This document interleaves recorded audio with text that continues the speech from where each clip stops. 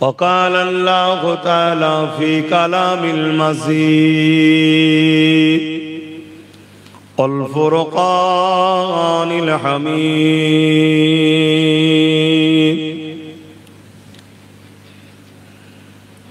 وما خلقت الجن والإنس إلا ليعبدون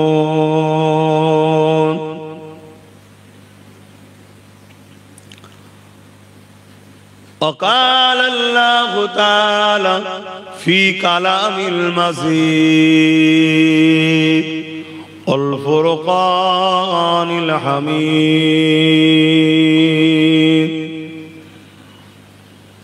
لقد كان لكم في رسول الله أسوة حسنة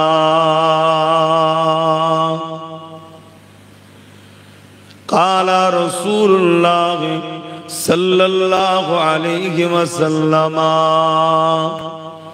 من أحب سنتي فقد أحبني ومن أحبني كان معي في الجنة উপস্থিত আমার আব্বা জানেরা, আমার নওজোয়ান তরুণেরা, যুবকেরা, ছোট ছোট বাচ্চারা, উলামা হযরত, হাফেজে কোরআন, নামাজি, মুত্তাকি, পরহেজগার, ইমাম সাহেবগণেরা, আল্লাহ পাকের দরবারে শুকরিয়া।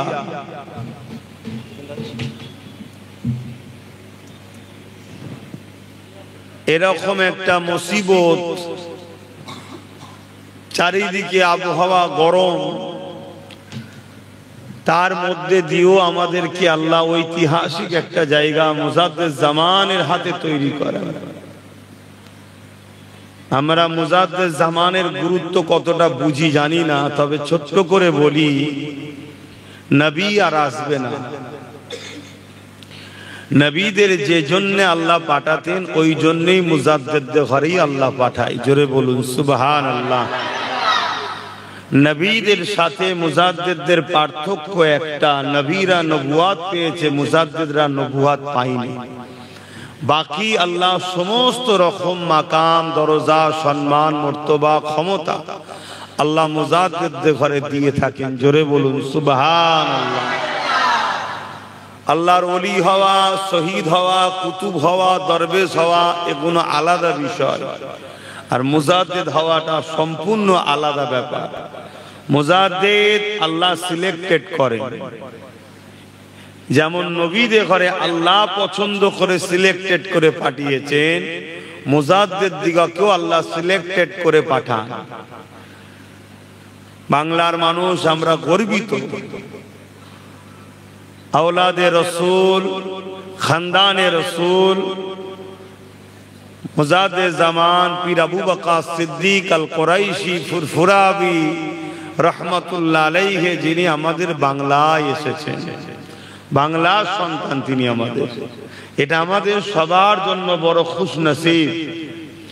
এ বাংলার মানুষ কোন নবী, কোন রাসূল, কোন পয়গম্বরকে এই বাংলার জমিন পায়নি।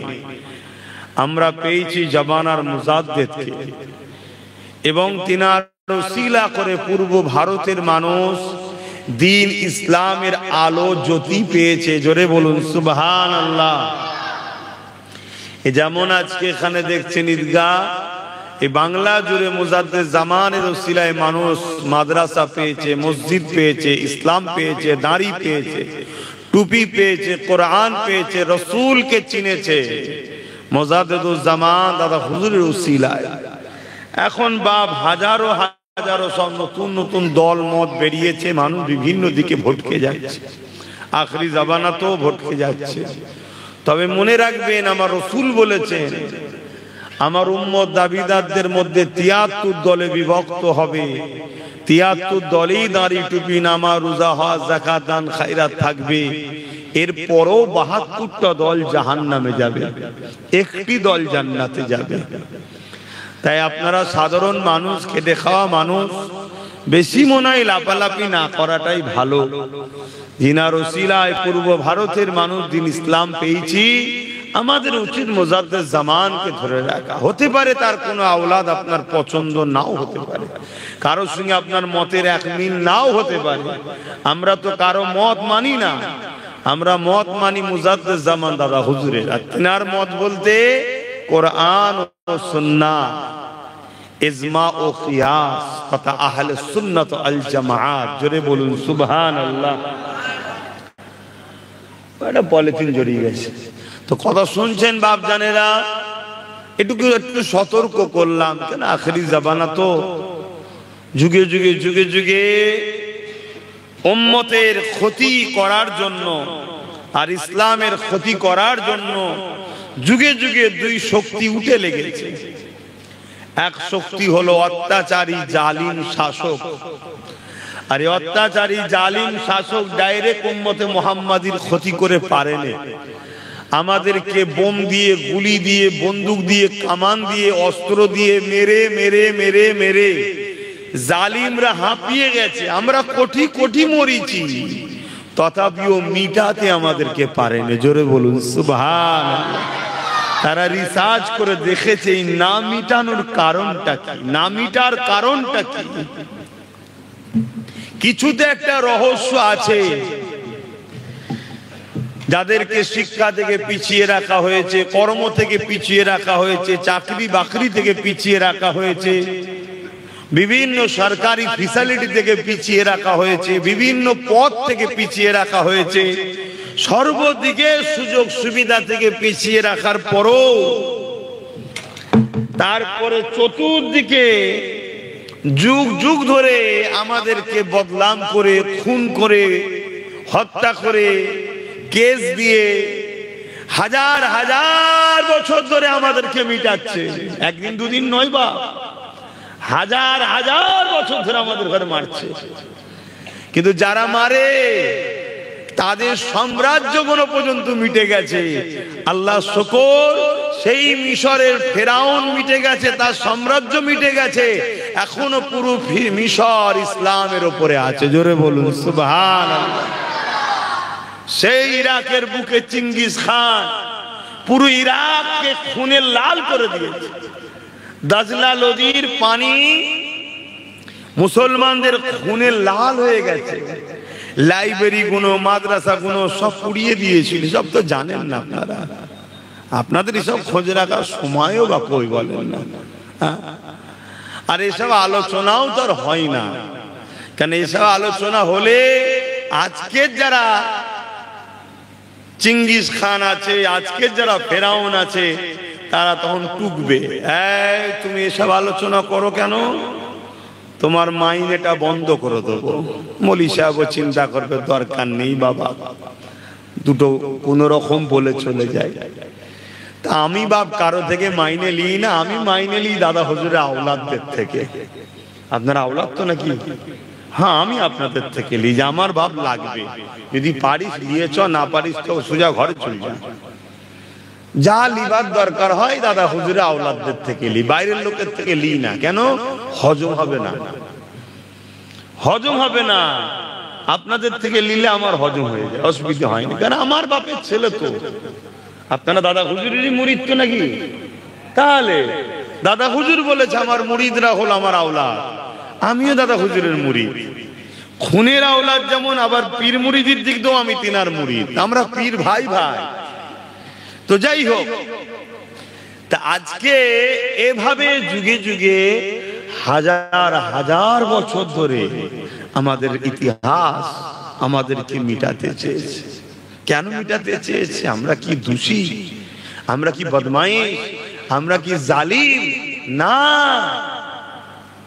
এজন্য মিটাতে চেয়েছে আমরা ইসলামের অনুসারী। তাই ইসলামের অনুসারী হওয়াতে অপরাধ কি? অপরাধ হলো এটাই, যারা মিটাতে চেয়েছে তারা হলো জালিম, আর ইসলামের নাম হলো জুলুমকে মুক্ত সমাজ গড়া। জোরে বলুন সুবহানাল্লাহ। যারা মিটাতে চেয়েছে তারা হলো সন্ত্রাস, আর ইসলামের কাজ হলো সন্ত্রাস মুক্ত সমাজ গড়া। যারা মিটাতে চেয়েছে তারা হলো চরিত্রহীন। ইসলামের কাজ হলো চরিত্রহীনদের বিরুদ্ধে সংগ্রাম করে নারীদের ইজ্জত আবরুকে বাঁচানো। যারা মিটাতে চেয়েছে তারা হলো গরিবদের ঘরে শোষণকারী। আর ইসলামের কাজ হলো আল্লাহর সৃষ্টি গরিব, সে যে কোনো ধর্মের হোক, সে হিন্দু হতে পারে, আদিবাসী হতে পারে, সাঁওতাল, বাগদি, কুলি, ডোম, মুচি, শিখ, পাঞ্জাবি, ইহুদি, খ্রিস্টান, নাসারা, যেই হোক, কেউ গরিব যদি হয়, তার উপরে যদি জুলুম হয়, ইসলামের কাজ হলো ওই অসহায়ের পাশে দাঁড়িয়ে জালিমের বিরুদ্ধে লড়াই করা, সংগ্রাম করে এই গরিবকে বাঁচানো। জোরে বলুন সুবহানাল্লাহ। আমাদের পিছনে কেন লেগেছে যুগে যুগে? লাগার কারণ হলো কুনতুম খায়রা উম্মাতিন উখরিজাত লিন-নাস তা'মুরুনা বিল মা'রুফ ওয়া তানহাউনা আনিল মুনকার।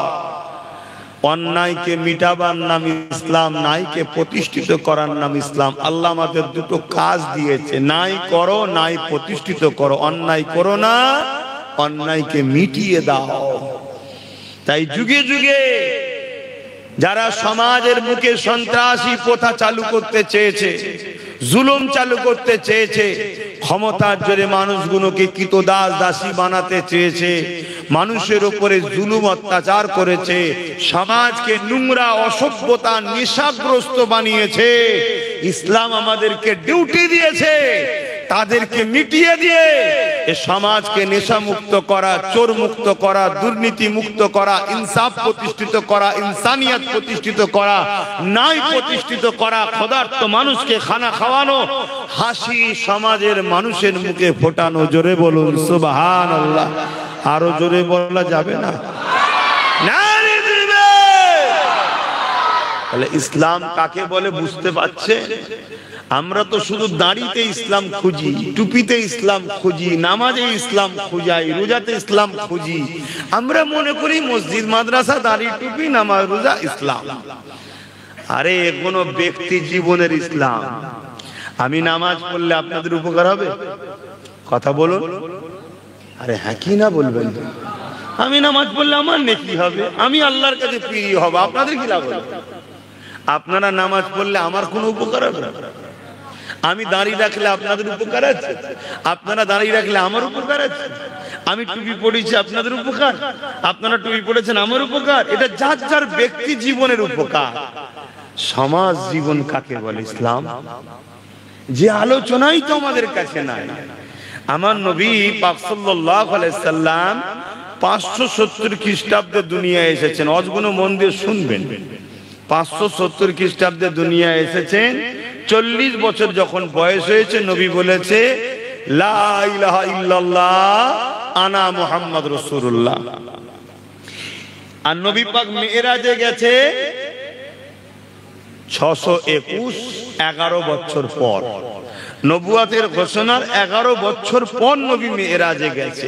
তাহলে 11টা বছর নবী কি করেছে? কারণ মিরাজ থেকে তো নামাজ এনেছে। এই 11টা বছর তো নামাজ ফরজ ছিল না। তাহলে 11টা বছর উম্মতকে কি শিখিয়েছে? 11টা বছর নবী খোদ নিজে কি করেছে? এটা জানা দরকার আছে না? নাই। এই 11টা বছর ধরে আবু জেহেলের মতো, উদবার মতো, সাইবার মতো, রোম, সিরিয়া, পারস্য, পৃথিবী জুড়ে যে অসভ্যতা, বর্বরতা, সাম্রাজ্য তৈরি হয়েছিল। বাপেরা বেটিদেরকে খুন করে দিত, ছেলেরা মায়ের উপর অত্যাচার করত, বাপেদেরকে খুন করত, গরিবের ঘরের ছেলে মেয়েদেরকে বাজারে বিক্রি করা হতো, নিলামে তোলা হতো। এই যে অসভ্যতা, বর্বরতা, জিহালাতপনা ছিল, আল্লাহ নবী তাদেরকে বুঝিয়েছে। যারা বুঝেছে আলহামদুলিল্লাহ, যারা বোঝেনে রাসূলের সঙ্গে লড়াই পর্যন্ত করেছে। আমার নূর নবী, দয়া নবী, হায়াতুন নবী, মেরাজওয়ালা নবী একা তাদের মোকাবেলা করেছে এই সমাজকে ন্যায় প্রতিষ্ঠিত করার জন্য। জোরে বলুন সুবহানাল্লাহ। আরো জোরে বলবেন না? গলা লম্বা করে আমরা উম্মতে মুহাম্মাদি দাবি করি। আমরা কখনো গ্রামে গ্রামে টিম তৈরি করেছি যে আমার গ্রামে জুলুম যেন না হয়, আমার গ্রামের এতিম যেন ক্ষুধার্ত না ঘুমোয়, আমার গ্রামে বিধবার উপরে জুলুম যেন না হয়, আমার গ্রামে অসহায়ের উপরে কেউ অত্যাচার না করে, আমার গ্রামে যেন মুসলিম মানুষকে কেউ যেন কষ্ট না দেয়, আমার গ্রামে কোনো নেশা জাতীয় দ্রব্য যেন না চলে, আমার গ্রামে যেন ইসলাম বিরোধী কোনো কর্মকাণ্ড না হয়।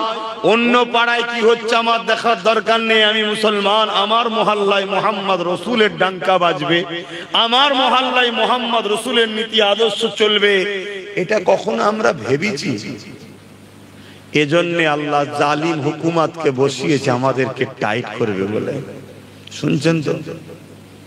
আফসোস করে কিচ্ছু লাভ নেই, আমরা পাওনাদার মার খাবার।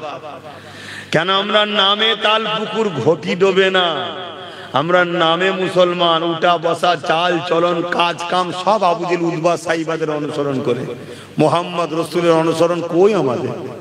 ওই মসজিদের মধ্যে ইসলাম আছে, ওই মাদ্রাসার মধ্যে ইসলাম আছে, বাকি কোন জায়গাতে আমাদের ইসলাম নেই। সংসার জীবনে ইসলাম নেই, সমাজনীতিতে ইসলাম নেই, অর্থনীতিতে ইসলাম নেই, রাজনীতিতে ইসলাম নেই, রাষ্ট্র জীবনে ইসলাম নেই, পরিবার নীতিতে ইসলাম নেই। অন্য ধর্মের মানুষের সঙ্গে আমার নবী কিভাবে ভালোবাসা বিনিময় করেছে, সেখানে আমাদের ইসলাম কই? এজন্য আজকে আমরা লাঞ্ছিত, অপমানিত, পদতুলিত, বেউজ্জতি। আসুন, এজন্যই মাহফিল করা হয়, যাতে করে আমরা পরিবর্তন হতে পারি। এখনো সময় আছে। আল্লাহ বা তোমাকে আমাকে দুনিয়া জমিনেতে আশরাফুল মখলুকাত করে পাঠিয়েছে, জীব জন্তু পশু পাখি করে পাঠাইনি, আশরাফুল মখলুকাত করে পাঠিয়েছে তোমার আমার জন্য। আল্লাহ কোরআনের মধ্যে জানিয়ে দিয়েছে দুইটা কাজ আল্লাহ দিয়েছে, এই দুই কাজ যদি তুমি আমি করতে পারি, তবে আল্লাহ পাক তোমার আমার জন্য চির শান্তির মেহমানখানা জান্নাত দেবে। হ্যাঁ, নামাজ পড়তে হবে, হ্যাঁ একবার রোজা রাখতে হবে, হ্যাঁ জীবনে একবার হজ করতে হবে। কাজ তো বেশি কিছুই নাই, জীবনে একবার, তাও আবার যদি মালদার হয়, তার জন্য আল্লাহ হজকে ফরজ করেছে। বছরে একটি বার এক বেলা এক মন করে রোজা রাখার হুকুম আল্লাহ দিয়েছে, সেটাও তোমার আমার সুস্বাস্থ্যের জন্য। আর দৈনিক 5 বার 10 মিনিটও সময় লাগে না, আল্লাহ পাক নামাজ পড়ার জন্য তোমাকে আমাকে কাজ দিয়েছে। এছাড়া কি আর কোনো কাজ তোমার আমার নাই? হ্যাঁ রয়েছে। কি কাজ? ওই কাজটা দেখাবেন বলি তো আল্লাহ তোমার আমার জন্য গাইড বুক হিসাবে কোরআন শরীফকে পাঠিয়েছে, আর মুহাম্মদ রাসূলুল্লাহকে ওই কোরআনের বাস্তব করেছে। আম্মা জান হযরত আয়েশা সিদ্দিকা রাদিয়াল্লাহু তাআলা আনহা বলেন, কানা খুলুকুল্লাহুল কোরআন, আমার নবী পাকের লাইফ স্টাইলটাই হলো কোরআন। তুমি একটুখানি ছেলে এত বদমাইশ কেন? তুমি বাপ মাকে সম্মান করো? হ্যাঁ, তোমার বাপ এখানে আছে? তুমি জানো না তোমার আব্বা আছে এখানে?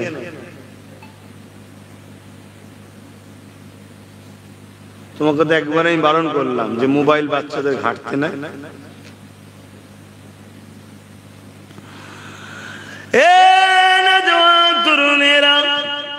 আল্লাহ নবী নবী দয়া নবীকে আল্লাহ পাক তোমার আমার জন্য মডেল করে পাঠিয়েছে।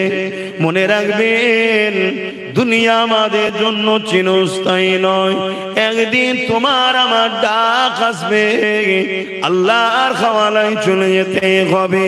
কুল্লু নাফসিন জাইকাতুল মউত, প্রতিটা নাফসকে মৃত্যুর স্বাদ অবশ্যই চাখতে হবে।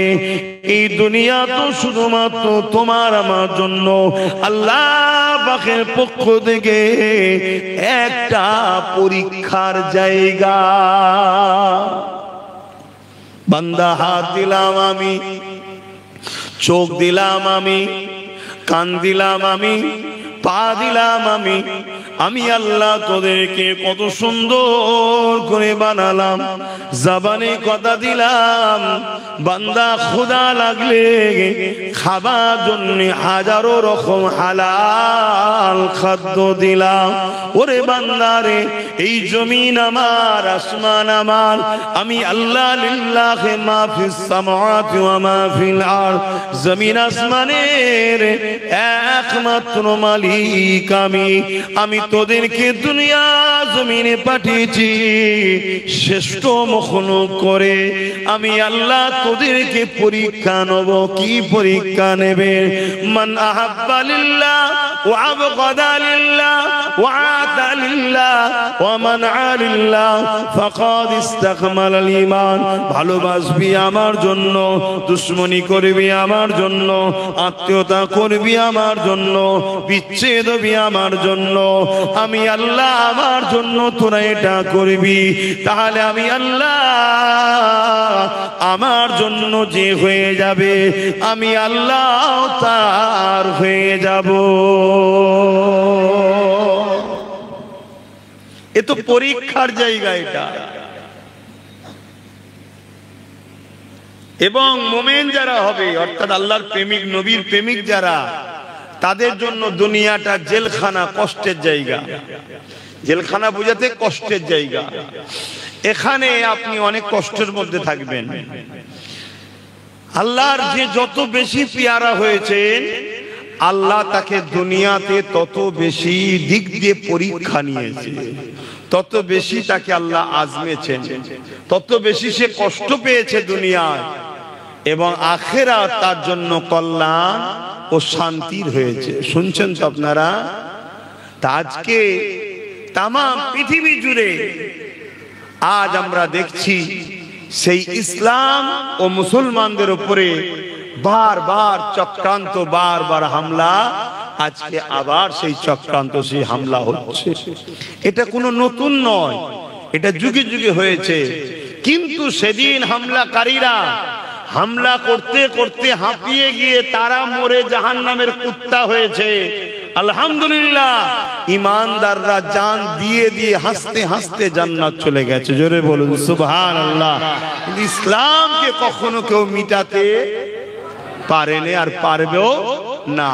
কিন্তু আজকে বড় প্রশ্নের সম্মুখীন আমরা হয়েছি, সেটা হলো এটা সেদিনের মুসলমান আর আজকের মুসলমানের মধ্যে তো অনেকটা পার্থক্য আছে না? নাই? আল্লাহ নবী সাহাবা হুজুরকে জানিয়ে দিলেন, এমন সাহাবারা শুনে রেখে দাও, এমন একটা সময় আসছে আমার উম্মত উম্মতিদের উপরে প্রচন্ড জুলুম অত্যাচার বাড়বে। যেমন কিনা ক্ষুধার্ত পশুগুলো সামনে কোনো খাবার পাত্র পেলে যেভাবে ঝাঁপিয়ে পড়ে, আমার উম্মত উম্মতিদের উপরে একদল অসভ্য বড় বড় জালিম মানুষেরা ওইভাবে আমার উম্মত উম্মতিদের উপরে ঝাঁপিয়ে পড়বে। শুনছেন তো? আপনি কখনো ভাবছেন এই কথাটা শুনে ১৫০০ বছর আগে রাসূল যা বলেছে আজকে ঘটছে? কি আজকে আমাদের উপর ঝাঁপিয়ে পড়ছে না? পড়েনি? এই গত পরশুদিনের কথা, উত্তরপ্রদেশের মতো আমার পশ্চিম বাংলাতেও সম্ভবত বেলগাছিয়া, পরশুদিনে দেখছিলাম ৩টে মুসলিম ছেলের উপরে ১৫-২০ জন ঝাঁপিয়ে পড়ল, মার মার মার মার। মানে ক্ষুধার্ত পশুগুলো খাবার থালিতে যেভাবে ঝাঁপিয়ে পড়ে, ছিঁড়াছিঁড়ি খাওয়া খাওয়ি। রাসূল এটা বুঝাতে চেয়েছে যে আমার উম্মতদের উপরে এইভাবে ঝাঁপিয়ে পড়বে। আমরা চারিদিকে সোশ্যাল মিডিয়ায় দেখছি না, দেখি না? বলুন একটু হ্যাঁ কি না? সারা দিতে হবে। এটা তো ঈদগাহ, কবরস্থান তো নয়। ঈদগায় বসে আছি যখন, মোর্দা তো আপনারা নয়। একটু কথা বলতে হবে, না হয়তো ভালো লাগবে কি করে? একটু তো আদান বিনিময় করতে হবে। আমরা চারিদিকে দেখছি, তাবরেজ থেকে শুরু করে, সানাউল থেকে শুরু করে, হাফেজ জুনায়েদ থেকে শুরু করে, চারিদিকে আমাদের হাওড়া জেলার আনিস খান থেকে শুরু করে, ওদিকে ঢোলা আবু সিদ্দিক থেকে শুরু করে, এদিকে চারিদিকে সব আমরা দেখছি কি। এবং গত পরশুদিন কি দেখলাম? 15-20 জন মিলে 3টে মুসলিম যুবকের উপরে ঝাঁপিয়ে পড়লো। বেঁচে আছে কি জানি না, তবে তাদের চেহারা যখন দেখছিলাম, দেখে দেখার মতো উপায় নেই, একেবারে পুরো রক্তাক্ত হয়ে রয়েছে। রাসূলের কথা কিভাবে মিলছে দেখছেন। সাহাবা হুজুররা জিজ্ঞাসা করলেন, ইয়া রাসূলুল্লাহ হাবিবাল্লাহ, এই রকম হামলা হবে কেন? ইয়া রাসূলুল্লাহ হাবিবাল্লাহ, তাদের কি সংখ্যা কম হবে?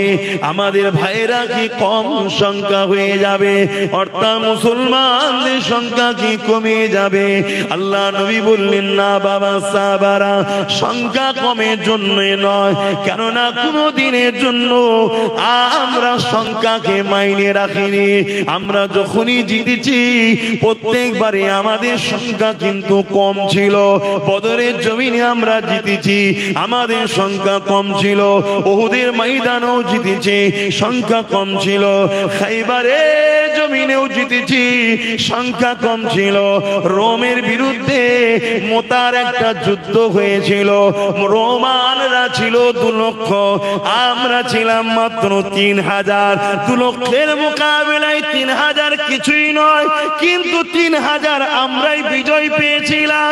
এ যুবকেরা, তরুণেরা, বাপেরা, ইতিহাস সাক্ষী দিতে লেগেছে। হযরত সালাউদ্দিন আইবির নেতৃত্বে এমন করে মসজিদে আকসাকে উদ্ধার করতে গিয়েছিল। মসজিদে আকসাকে জোর করে সেলিবিয়ারা দখল করে নিয়েছিল। আজ যেমন জোর করে ইহুদি সন্ত্রাসীরা দখল করতে চাইছে, ওটা হলো ইসলামের প্রথম কেবলা। আমাদের প্রথম কেবলা মসজিদে আকসা। আর এই মসজিদে আকসার একটা বরকত আছে। সেই বরকতটা হলো এটা, মসজিদে আকসা যার দখলে থাকে, দুনিয়া তার দখলে থাকে। বলুন সুবহানাল্লাহ। তাই মসজিদে আকসাকে সবাই দখল করার চেষ্টা করে, কিন্তু সম্পদটা কাদের? ইমানদার মুমিন মুসলমান আমাদের। কিন্তু বারবার দখল করেছে, অনেকবার দখল হয়েছে। জালিমরা অনেকবার আমাদের থেকে কেড়ে নিয়েছে। আর যখনই কেড়েছিল তখন কিন্তু আমাদের সংখ্যা বেশি ছিল। আশ্চর্যের বিষয় এটা, যখন আমাদের থেকে জালিমরা কেড়ে নিয়েছে, শুনছেন তো সবাই, তখন কিন্তু আমাদের সংখ্যা বেশি ছিল, কিন্তু আমরা ছিলাম তখন বদমাইশ, গান, নাচ, দুনিয়াদারিতে জড়িয়ে গেছিলাম। আর যখন কেড়ে নেয় আমাদের থেকে, নিবার পরে যখন আমাদের ভুল ভেঙেছে, আমাদেরকে গণহত্যা করে কমিয়ে দিয়েছে, যে কটা ছিল তওবা করে সলিড হয়েছে, তারা আল্লাহর কাছে সাহায্য চেয়েছে। আল্লাহ তাদের জন্য উপযুক্ত ইমানদার নেতা, লিডার পাঠিয়েছে। অল্প সংখ্যা নিয়ে সেই নেতার লিডারের নেতৃত্বে আবার মসজিদে আকসাকে আল্লাহ আমাদের হাতে বারবার ফিরিয়েছে। জোরে বলুন সুবহানাল্লাহ।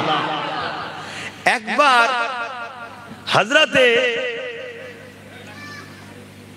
নূহ বিন ইউসা হুজুরের নেতৃত্বে 313 জন, যেমন বদরের ঘটনা, 313 জন ওই নবীর নেতৃত্বে মসজিদে আকসা একবার বিজয় হয়েছিল। জোরে বলুন সুবহানাল্লাহ। তাহলে যখন আমরা বেশি ছিলাম তখন কিন্তু আমরা পরাজিত। তার মানে কি, আমাদের মধ্যে চিটে অনেক ঢুকে গেছে। নামে মুসলমান, নামে তালপুকুর ঘটি, নামে মুসলমান, ইসলামের কোনো কালচারই নাই। এখন আমাদের মুসলমানদের মধ্যে অনেক বুদ্ধিজীবী মুসলমান আছে। আবার এত বুদ্ধি মেরেছে, এত বুদ্ধি আল্লাহ দিয়েছে, ও বুদ্ধির চোটে মুশরিক হয়ে যাচ্ছে। হুঁশি না, মুশরিক বোঝেন তো? হ্যাঁ, মুশরিকও বোঝেন না? তাহলে কি হবে আমার সমাজে? যারা আল্লাহর সঙ্গে শরীক করে ফেলেছে। আল্লাহর সঙ্গে শরীক করাকে মুশরিক বলা হয়। শিরকের গুনাহ আল্লাহ কখনো মাফ, সবথেকে বড় গুনাহ হলো শিরক করা। স্রষ্টা আমাদের কজন? কথা বলছেন না তো? একজন। কিন্তু কিছু বুদ্ধিজীবী আছে, স্রষ্টাকে ডাইরেক্ট শিরক না করলেও ষোড়শটার জায়গাতে দুনিয়ার নেতাদের ঘরে বসিয়ে দিচ্ছে। এই বুদ্ধিজীবীরা, এদের হুঁশই নাই, এরা নিজেদের পায়ে কুরুল নিজেরাই মারছে। তো যাক, 313 জনের দ্বারা বিজয় হয়েছে। হযরতে সালাউদ্দিন আইবির নেতৃত্ব মসজিদে আকসা একবার বিজয় হয়েছে। হযরতে ফারুক আজম যখন খলিফা হয়েছিলেন তখনও মসজিদে আকসা আবার একবার বিজয় হয়েছে। জোরে বলুন সুবহানাল্লাহ। যখনই আমরা বুরাই দিকে চলে গেছি, যখনই আমরা দুনিয়াদার হয়ে গেছি, যখনই আমরা আল্লাহকে ভুলে গেছি, যখনই আমরা কিতাবকে ভুলে গেছি, যখনই আমরা আল্লাহর পাঠানো নবী রাসূলদেরকে ভুলে গেছি, তখনই আল্লাহ আমাদের উপরে জালিম শাসককে বসিয়ে দিয়েছে। সেই জালিম শাসক আমাদের ঐতিহ্যগুলোকে নিয়ে নিয়েছে, আমাদের ঐতিহ্যগুলোকে মিটিয়ে দিয়েছে, আমাদের মা পিটিদের ইজ্জত লুণ্ঠন হয়েছে, আমাদেরকে কাতলে আম ভাবে খুন করা হয়েছে। যখনই আবার আমরা ভুলে গিয়ে তওবা করে দুনিয়াদারি থেকে মুখ ঘুরিয়ে নিয়ে আল্লাহর দিকে ফিরে এসেছি, আসমানি কিতাবের দিকে ফিরে এসেছি, নবী রাসূলদের অনুসরণ করে চলেছি, আবার আল্লাহ আমাদেরকে বিজয় দিবার জন্য উপযুক্ত লিডার পাঠিয়ে দিয়েছে। ওই লিডারের বরকতে আল্লাহ অল্প সংখ্যক থাকার পরও আল্লাহ আমাদেরকে পৃথিবীর বুকে আবার বিজয় দান করে দিয়েছে। ঠিক তেমনই একবার সেলিবিয়া সম্প্রদায় পৃথিবীর তৎকালীন সময় তারা ক্ষমতাশালী ছিল, তারা মসজিদে আকসাকে আমাদের হাত থেকে কেড়ে নিয়েছিল, মসজিদে আকসার আযানকে বন্ধ করে দিয়েছিল, নামাজ ইকামতকে বন্ধ করে দিয়েছিল, মসজিদে আকসাকে 4 লক্ষ সৈন্য দিয়ে সেলিবিরা ঘিরে রেখে দিয়েছিল। কোন মুসলমানকে ঢুকতে দেয় না, মুসলমান গেলে তাদেরকে হত্যা করে দিত। এই জুলুম অত্যাচার তারা করেছিল। আল্লাহ পাকের একটা দিবানা, নবী পাকের একজন আশিক, তিনার নাম হলো সালাউদ্দিন আইবি।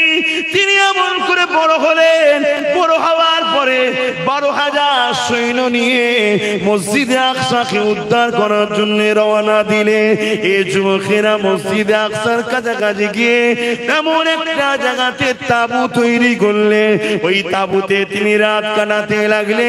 গোপনে একজনকে ছদ্মবেশে পাঠিয়ে দিলে, যান গিয়ে দেখে আসে সেলেবিয়ারা কি পরিস্থিতিতে রয়েছে। এমন করে সালাউদ্দিন আইবি সৈন্য পৌঁছে গেল, সেই গোপন খবর নিবার জন্য গোয়েন্দা পৌঁছে গেল। সে রিপোর্ট দিতে লাগলো, আমাদের সুলতান সালাউদ্দিন আইবি আমাদের মাত্র 12,000 সৈন্য রয়েছে, আর মসজিদে আকসাকে ঘিরে রেখেছে 1-2 জন নয়, 4 লক্ষ সৈন্য, এবং সবাই তরোয়ালকে নিয়ামের মধ্যে রাখেন, তরোয়ালকে তারা বার করে রেডি হয়ে আছে। শুনছেন তো? আমরা হলে এই জায়গায় কি করতাম? একদম বুকে হাত দিয়ে বল, দরকার নেই বাবা, বউ ছেলে ভুলে আছে, কাজ কারবার আছে, দরকার নেই। এই যে দরকার নেই, ভয় খাচ্ছি, এই কারণটা তারাও তো মানুষ, তারা তো অন্যায়কে ভয় করে না, আমরা অন্যায়কে ভয় করি কেন? আমার কথাই বাপ বেজার হলে হবে, দিনটাকে তো জানতে হবে নাকি? কেন আল্লাহ নবী বলেছেন আখরি জামানায় মসজিদ ভর্তি লোক থাকবে, মসজিদ ভর্তি লোক থাকবে। মসজিদে লোক থাকে কি করতে? নামাজ পড়তে। মসজিদ ভর্তি নামাজি থাকবে, লোক থাকবে, একটাও ইমানদার থাকবে না। বেঈমানের নামাজ পড়ে লাভ আছে? একটু হাঁকি না বলেন না।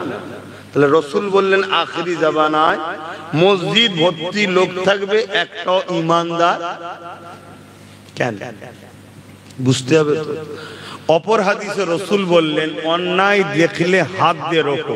মন দিয়ে শুনবেন, অন্যায় দেখলে হাত দিয়ে রোকো।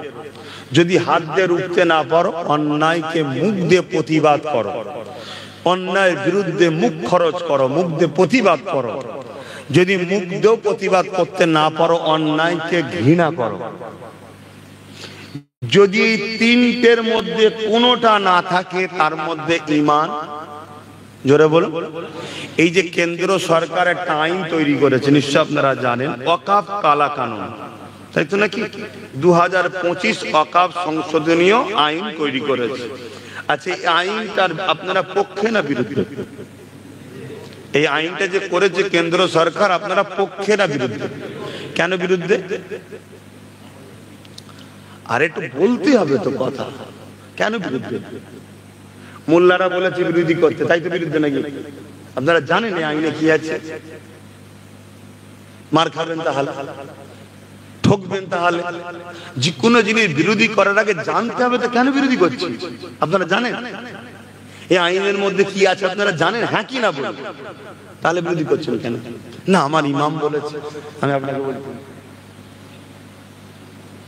আপনাকে বলছি, আমার হুজুর বলেছে, আমাদের ভাইজান আব্বাস সিদ্দিকী বলেছে, আমাকেও জড়িয়ে নিলাম। আমাদের আলেম উলামারা বলেছে, বিরোধী করছি। ভালো জিনিস, ফলো করা ভালো, ফলো করা ভালো, কিন্তু এটা আখিরি জামান না তো নাকি? আল্লাহ নবী বলেছেন মসজিদ ভর্তি লোক থাকবে, একটা ঈমানদার থাকবে না। আল্লাহ নবী বলেছেন আখিরি জামানায় আসমানের নিচে জমিনের উপরে সবথেকে নিকৃষ্ট হবে আলেমরা। এই শুনছেন আমি কি হজ করছি? শুনছেন তো নাকি? এই দাড়িওয়ালা প্যান্ট, এই দাড়ি চাচা প্যান্ট শার্ট পরার কথা আল্লাহ নবী বলেন, তারা ভুল, খারাপ, নিকৃষ্ট, বদমাইশ, ঠিকই কথা, কিন্তু সবথেকে নিকৃষ্ট হবে একদল, বলুন, আলেম। তাহলে এটা সেই সময় তো নাকি? তাহলে আমার বক্তব্য হচ্ছে আপনি বিরোধী তো করবেন, কিন্তু বিরোধী করার আগে জানতে হবে না যে কেন বিরোধী করছেন। আমাকে কি ভুল বুঝছেন নাকি? আল্লাহ নবী বলেছেন আখিরি জামানায় হাতের তালুতে আগুন রাখার থেকেও ঈমান বাঁচানো কষ্টকর হবে। কেউ হাতের তালুতে আগুন রাখতে পারবেন? এখানে কেউ আছে? কারো ক্ষমতা আছে একটু করে আগুন রাখবো, হাতের তালুতে রাখতে পারবেন? তার থেকেও কঠিন হলো ঈমান বাঁচানো। এটা সেই সময়। তাহলে এই সময়ে আমি কোনো কাজ করছি, একটু জানা দরকার তো নাকি? আপনি তো সব জানেন। চিকিৎসা করার সময় ডাক্তারের নারী নক্ষত্র সব বার করছেন। ব্যাটার বেদিবার সময় সব কুরসি নামাজ কি বলে কুফু নামা নাকি সব বার করে ফেলছে। মেয়ের বেদিবার সময় ছেলের কোথা কি আছে তথ্য সব বার করছে। আর আপনার দিনের বেলায় সময়, দিনের বেলাতে সময় নেই কেন? ইসলামের বেলাতে সময় নেই কেন? তাহলে আমরা ইসলাম থেকে দূরে না ইসলামের কাছে? এই জন্যই গাফলতি তো। আমরা সব বেলায় সময় দিতে পারি। আমরা ঘন্টার পর ঘন্টা খেলার মাঠে বসে থাকতে পারি। কখন একটা গোল হবে হাঁ করে বসে আছি, একটা গোল কখন হবে, এখানেও আমাদের সময় আছে। কিন্তু এই আইনটা কেন হয়েছে, কি ব্যাপার, কি করছেন বাপ ভাই? না জ্বালাবেন না, আউট ওইদিকে জ্বালান, ওইখানে তো শুরু করেন, যাও যাও ওইদিকে। আমার ধোঁয়াতে অ্যালার্জি আছে, আমার হাওয়া ঠিক আছে, খুব সুন্দর হাওয়া চলছে, খুব ভালো জায়গা। হ্যাঁ, ওইদিকে দেন, ধোঁয়া ওইদিকে যান।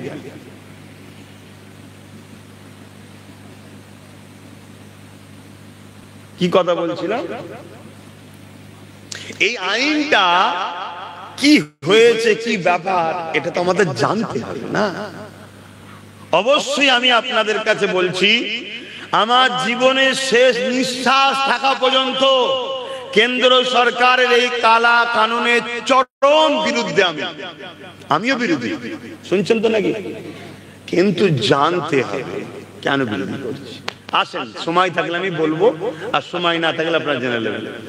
এখন আমি বলতে চাইছি এতটুকু, শুধু একটা পয়েন্ট শুধু এই কানুনের মধ্যে জানাবো, জানিয়ে আমি অন্যদিকে যাব।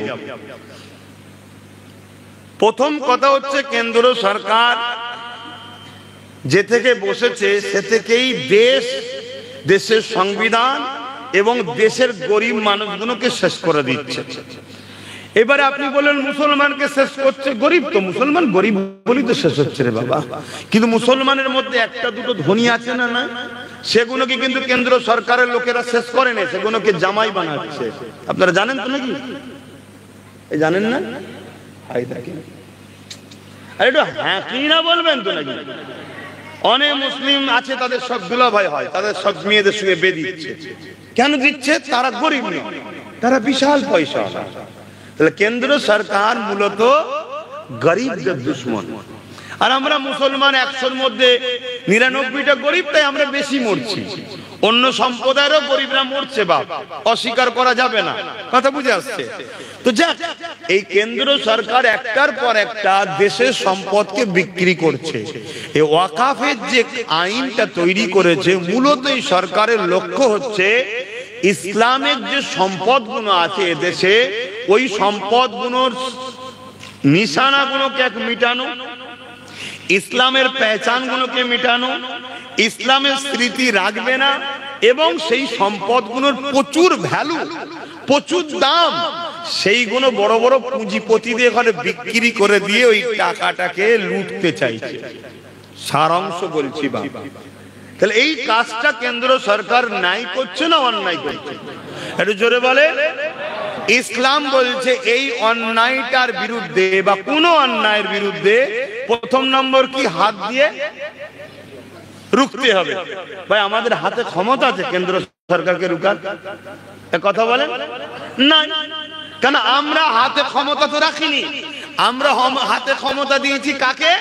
যিনি আজকে বলছে রাজ্যে আন্দোলন করলে আমি তোমাদের দুশ্মন হব। শুনছেন তো নাকি? তার মানে কি, একটা রাজশক্তির বিরুদ্ধে লড়তে গেলে আর একটা রাজ ক্ষমতা থাকলে লড়া যায়, তাই তো নাকি? আমাদের হাতে নেই। তাহলে দ্বিতীয় নম্বর ক্ষমতা কি? মুখ দিয়ে প্রতিবাদ করো। তাহলে মুখ দিয়ে প্রতিবাদ করার দরকার আছে না নাই? জোরে বলো। যদি এই কালা কানুনের বিরুদ্ধে কোন মুসলমান প্রতিবাদ না করে, রাসূলুল্লাহর হাদিস অনুযায়ী তার মধ্যে ঈমান। জোরে বলো। নবী যে বললো যে মসজিদ ভর্তি লোক থাকবে, ঈমান থাকবে না, কারণগুলো বুঝে আসছে। আমি নামাজ পড়ছি তো, আমি তো রোজা রাখছি, আমি তো হজ করছি, আমার সাধারণ মানুষ, আমি খেটে খুঁটে খাই, আমার কি দরকার ওই কেন্দ্র সরকারের বিরোধী করার? এই মেন্টালিটি লাখো কোটি মুসলমানের আছে না নাই? রাসূলুল্লাহর হাদিস অনুযায়ী মসজিদে যে ঈমানদার থাকবে না, কারণটা মাথায় ঢুকছে কেন? অন্যায়ের প্রতিবাদ যদি না করা হয়, ঈমান থাকবে না। আমি গল্প বলছি না আপনাদের পারে, হুজুরের হাদিস বলছি। এবারে কেউ বলতে পারে আমার তো প্রতিবাদ করার ক্ষমতাও নাই। প্রতিবাদ যদি করার ক্ষমতা না থাকে, এই আইনকে যদি তুমি ঘৃণা করো, তাহলে যে প্রতিবাদ করবে তার হাত দেওয়ার দরকার আছে না না? সেখানেও তোমার সময় নেই। তাহলে হুজুরের কথা অনুযায়ী অন্যায়ের বিরোধী না করলে ঈমান, একটু আওয়াজ দিয়ে বলবেন, থাকবে না। তাহলে আমরা দাড়ি থাকবে, টুপি থাকবে, বড় মুফতি, বড় মাওলানা, বড় হুজুর, বড় বক্তা, বড় নামাজি, বড় রোজাদার, বড় হাজি, বড় দাতা, কিন্তু অন্যায়ের বিরোধী না করার জন্য সে বেঈমান হচ্ছে, সে নিজেও জানে না। এ কথা মাথায় ঢুকছে? তাই আজকে সজাগ করছি, সজাগ করছি। এটা যেমন অন্যায়। দ্বিতীয় নম্বর কথা, এই কালা কানুনকে আপনি প্রতিবাদ করবেন, প্রতিবাদ করতে গেলে রাজ্য সরকার আপনার বিরুদ্ধে হয়ে যাচ্ছে। এ হচ্ছে নয়? তাহলে রাজ্য সরকার এই কালা কানুনের পক্ষে না বিরুদ্ধে? বলবেন না ভাই? হক কথা বলতে হবে। হক কথা না বললে কিয়ামত দিন বুবা শয়তান করে আল্লাহ তুলবে। কথা বলো। রাজ্য সরকার, কেন্দ্র সরকারের এই কালা কানুনের পক্ষে না বিপক্ষে? যদি বিপক্ষে হতো তাহলে স্বাভাবিক তিনিও আন্দোলন করতেন আর বলতেন আন্দোলন করো, আমি তোমাদের সাথে আছি, তাই তো নাকি? উপরন্তু তিনি কি বলছেন? তোমরা যদি আন্দোলন করো, গুলোগুলি করো, তাহলে সব থেকে বেশি দুশ্মন হব আমি তার। তাহলে এই জালিম অত্যাচারী সরকারেরও এই কথাটার বিরোধী করার দরকার আছে না না? এরও যদি বিরোধী না করা হয়, তাহলে ঈমান। কথা বলতে হবে বাপ, কথা বলতে হবে। তো সরকার 15 বছর, 20 বছর, 30 বছর, তোমার জিন্দেগি 40, 50, 60 বছর, তারপরে মরতে সব বেটাকে হবে, আমাকেও হবে, তোমাকেও হবে। ইসলাম কাকে বলে বুঝতে পারছেন এবারে? দাড়ি থাকবে হাজারো, নামাজি থাকবে হাজারো, টুপিদার থাকবে হাজারো, মসজিদ থাকবে হাজারো, মসজিদ ভর্তি লোক থাকবে হাজারো, রাসূল বললেন একটাও ঈমানদার থাকবে না। কারণটা কি খুঁজতে হবে না? দেখো আল্লাহ নবী বললেন কিয়ামতের দিনে দুই শ্রেণীর লোক জাহান্নামে যাবে। নাম্বার 1 হলো আল্লাহ পাকে নাফরমান, অন্যায়কারী, গুনাহকারী, বদমাইশ যারা, তারা যাবে জাহান্নামে। এটা তো আমরা সবাই জানি। আর এক শ্রেণীর লোক জাহান্নামে যাবে। তারা কারা? যারা অন্যায়ের প্রতিবাদ করে না, অন্যায়ের সঙ্গে উঠা বসা করে, অন্যায় বিরোধী করে না, অন্যায়কে সাপোর্ট করে, চুরি করে না ঠিকই, চোরকে সাপোর্ট করে। এ যুবকেরা, তরুণীরা, বাপেরা, অন্যায় করে না ঠিকই, অন্যায়কারীর সঙ্গে উঠা বসা করে। আল্লাহ নবী জানিয়ে দিলেন এই শ্রেণীটাও জাহান্নামে যাবে। কারণ অন্যায় করা যেমন পাপ, অন্যায়কারী বিরোধী না করাটাও পাপ। আল্লাহ কোরআনের মধ্যে আগে যে আয়াতটা বললাম, আমাদেরকে কাজ দিয়েছে দুটো, অন্যায়কে মিটাও, ন্যায়কে প্রতিষ্ঠিত করো। তাহলে কেন্দ্র সরকার যেমন মসজিদ মাদ্রাসা দুশমন, কবরস্থান ঈদগাহ দুশমন, কালা কানুন তৈরি করে মসজিদ মাদ্রাসা কবরস্থানকে মিটাতে চাইছে, সমানভাবে রাজ্য সরকারও ওই কালা কানুনের বিরুদ্ধে কেউ না আন্দোলন করে। কেন আন্দোলন করলে প্রভাবটা সুপ্রিম কোর্টে পড়বে।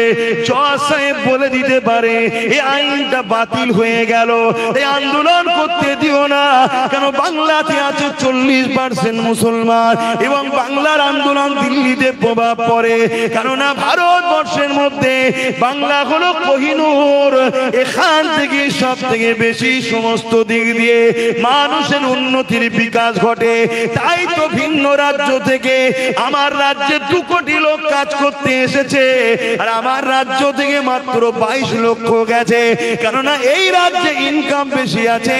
এখানে যদি আন্দোলন বাড়ে, লোকের রুজি রুটি কাজ কারবারে অসুবিধা হতে পারে, তাই সুপ্রিম কোর্টের প্রভাব পড়বে। জজ সাহেব বলবে আইন বাতিল হয়ে গেল, তাই কোনোদিন আইনটা বাতিল হোক। কেন্দ্র সরকারও চাইছে না, রাজ্য সরকারও চাইছে না। তার মানে দাঁড়ালো কেন্দ্র সরকার যেমন মসজিদ মাদ্রাসা কবরস্থান ইসলামের দুশমন, এই রাজ্য সরকারও কবরস্থান মসজিদ মাদ্রাসা ইসলামের চরম দুশমন। এই প্রমাণটা আপনাদের কাছে দেওয়া আমার ইমানি দায়িত্ব আছে না না? এবারে আপনাদের বিষয়, আমার ডিউটি শেষ। কেন আমার হাতে ক্ষমতা নেই? আমি কি কোনো রাজ পাওয়ার আছে নাকি আমার হাতে? আমার হাতে নেই। তাহলে দ্বিতীয় অপশনটা প্রতিবাদ করা। আল্লাহ আমাকে আলেম করেছে, নবী বংশের আওলাদ করেছে, দাদা পীরের খুন দিয়েছে, এত সম্মান দিয়েছে, আমার দায়িত্ব হক কথাটা বলে দিবা। কি বলে দিলাম? এবারে আপনারা যদি কথাটা নেন, আলহামদুলিল্লাহ, কামিয়াবি আমরা দুজন একসাথে। আর যদি না নেন, আল্লাহ জাত পাকের কসম বলছি, তার মধ্যে ঈমান থাকবে না। কেন? এটা মসজিদ মাদ্রাসা কবরস্থানের লড়াই, ইসলামের মূল খাঁচার লড়াই। এটা শুনছেন তো নাকি? খুব সাবধান হন। আর আজকে আমরা মার খাবো কেন? আমরা মার খাচ্ছি হচ্ছে লোভের কারণে। লোভ। বিহারে একজন সরকার আছে, নীতিশ নাম। আচ্ছা, এই যে দেশের কথা বলছি, এতে কারো আপত্তি হচ্ছে নাকি? না, এটাও একটু জেনে রাখা দরকার। দেশকে ভালোবাসা, রাজনীতি ও রাষ্ট্রনীতির কথা বলা, এটা হলো হুজুর পাক সাল্লাল্লাহু আলাইহি ওয়াসাল্লামের ইসলামের একটা পাঠ। জোরে বলুন সুবহানাল্লাহ। যেমন স্কুলে গেলে বাংলা আছে, ইংলিশ আছে, অঙ্ক আছে, ভূগোল আছে, জীববিদ্যা আছে। তো ইসলামে নামাজ আছে, রোজা আছে, দাড়ি আছে, টুপি আছে, ধর্মনীতি, সমাজনীতি, অর্থনীতি, রাজনীতি, রাষ্ট্রনীতি, পরিবার নীতি। এই ইসলামের পাঠ হলো একটা রাজনীতি, রাষ্ট্রনীতি। শুনছেন তো নাকি? যে রাজনীতি মতকে প্রজেক্ট করে, যে রাজনীতি ধর্ষণকে প্রজেক্ট করে, যে রাজনীতি নারী দেহ ব্যবসার প্রজেক্ট করে, ওই রাজনীতিকে সাপোর্ট করা ইসলামে হারাম। তাহলে আমরা বলুন হারামের সাথে জড়িয়ে গেছি না যাইনি? তাহলে মার আমরা খাবার উপযুক্ত হয়েছি তো নাকি? আল্লাহ পাক তাই মারছেন। ইতিহাস এটাই বলছে, যুগে যুগে যুগে যখন আমরা সংখ্যা বেশি ছিলাম তখন আমরা মার খেয়েছিলাম, কারণ আমরা তখন লোভী ছিলাম, আমরা তখন দুনিয়াদার ছিলাম, আমরা তখন জালিম শাসকদের সঙ্গে পা চেটে বেরিয়েছিলাম, আমরা দালালি করেছিলাম, অন্যায়ের সঙ্গে কাঁধে কাঁধ মিলিয়ে চলেছিলাম। কিন্তু আমার আল্লাহ পাকের শাস্তি সিস্টেমটা আলাদা। সূরা বাকারার মধ্যে আল্লাহ জানিয়ে দিল, তোমরা আমার হাবিবু আমাকে ছেড়ে দিয়ে যাদের পিছনে ঘুরবে, যাদের দলদাস হয়ে যাবে, যাদের তোষামতি করবে, আমি আল্লাহ তাদের হাতে তোমাদেরকে শাস্তি দেবো। এ যুবকেরা, তরুণীরা, বাপেরা, এই যুগে যুগে আল্লাহ ওই সকল মুসলমান যারা দুনিয়াদার হয়ে গিয়েছিল, জালিমদের গা ঘেঁষে ছিল, অত্যাচারদের সঙ্গে গা তাল মিলিয়ে চলেছিল, আমার আল্লাহ সেই জালিম শাসকদের দ্বারা ওই সকল মুনাফিক মুসলমানদেরকে মিটিয়েছে, তাদেরকে সাইজ করেছে, তাদেরকে আযাব দিয়েছে, তাদেরকে শাস্তি দিয়েছে। ওই সময় মুসলমানদেরকে গণহত্যা করা হয়েছে, মুসলমানদের উপরে যুগে যুগে অত্যাচার হয়েছে। ইসলাম আলাদা জিনিস আর মুসলমান আলাদা জিনিস। আমরা ইসলাম মানি, ইসলাম কখনো কেউ মিটাতে পারেনি, সবে কিয়ামত পর্যন্ত পারবে না। আপনার ধারণা যদি হয় আমরা যদি না থাকি ইসলামকে মানবে, এ যুবকেরা, বাপেরা, শুনে রেখে দেয়, আমার আল্লাহ নতুন প্রজন্ম তৈরি করে নেবে। ইসলামের মতো নিয়ামত আল্লাহ আপনাকে দিয়েছে, এর গুরুত্ব যদি আপনি না নিন, একে যদি আপনি ধরে না রাখতে পারেন, ইসলাম অনুযায়ী জিন্দেগি না কাটাতে পারে, আমার আল্লাহ আপনার থেকে কেড়ে নেবে, নতুন প্রজন্ম তৈরি করে তার হাতে ইসলামকে তুলে দেবে। তার একটা ছোট্ট নমুনা বলে দিয়ে যাচ্ছি, যে ইউরোপ মহাদেশ সারা জীবন চেয়ে আসছে ইসলামকে মুছে দেবো, ইসলামের বাণী চলবে না। এমনকি আমেরিকাতে মুসলমানের ভিসা বন্ধ হয়ে গিয়েছিল, আমেরিকায় মুসলমানকে আসতে দেব না, আমেরিকাতে মুসলমানকে রাখবো না। আমার আল্লাহ তিনি শাইউন কাদির। ওই আমেরিকার ডব্লিউ বুশের কন্যাকে আল্লাহ কোরআনের শিক্ষা দিয়েছে, ইসলাম কবুল করিয়ে হাফেজা বানিয়ে দিয়েছে। এ যুবকেরা, তরুণীরা, বাপেরা, ইসলাম ছিল আজে থাকবে, নতুন প্রজন্ম আল্লাহ তৈরি করে নেবে। তার আরেকটা নমুনা বলে দিয়ে যাচ্ছি, ইউরোপ মহাদেশ বলতে লেগেছে, তাদেরই কলম, তাদেরই মিডিয়া, তাদেরই কাগজ, তাদেরই খবর, তারা বলতে লেগেছে আগামী 40-45-এর মধ্যে, আজকে চলছে 2025, আগামী 40-45-এর মধ্যে ইউরোপ দুনিয়া হবে সংখ্যাগুরু ইসলাম। আরো জোরে বলুন সুবহান। সেখানে কারা মারছে ভাই?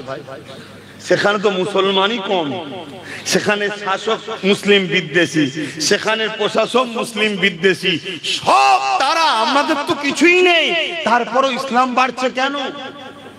আল্লাহ তার দ্বীনের জন্য তিনি যথেষ্ট।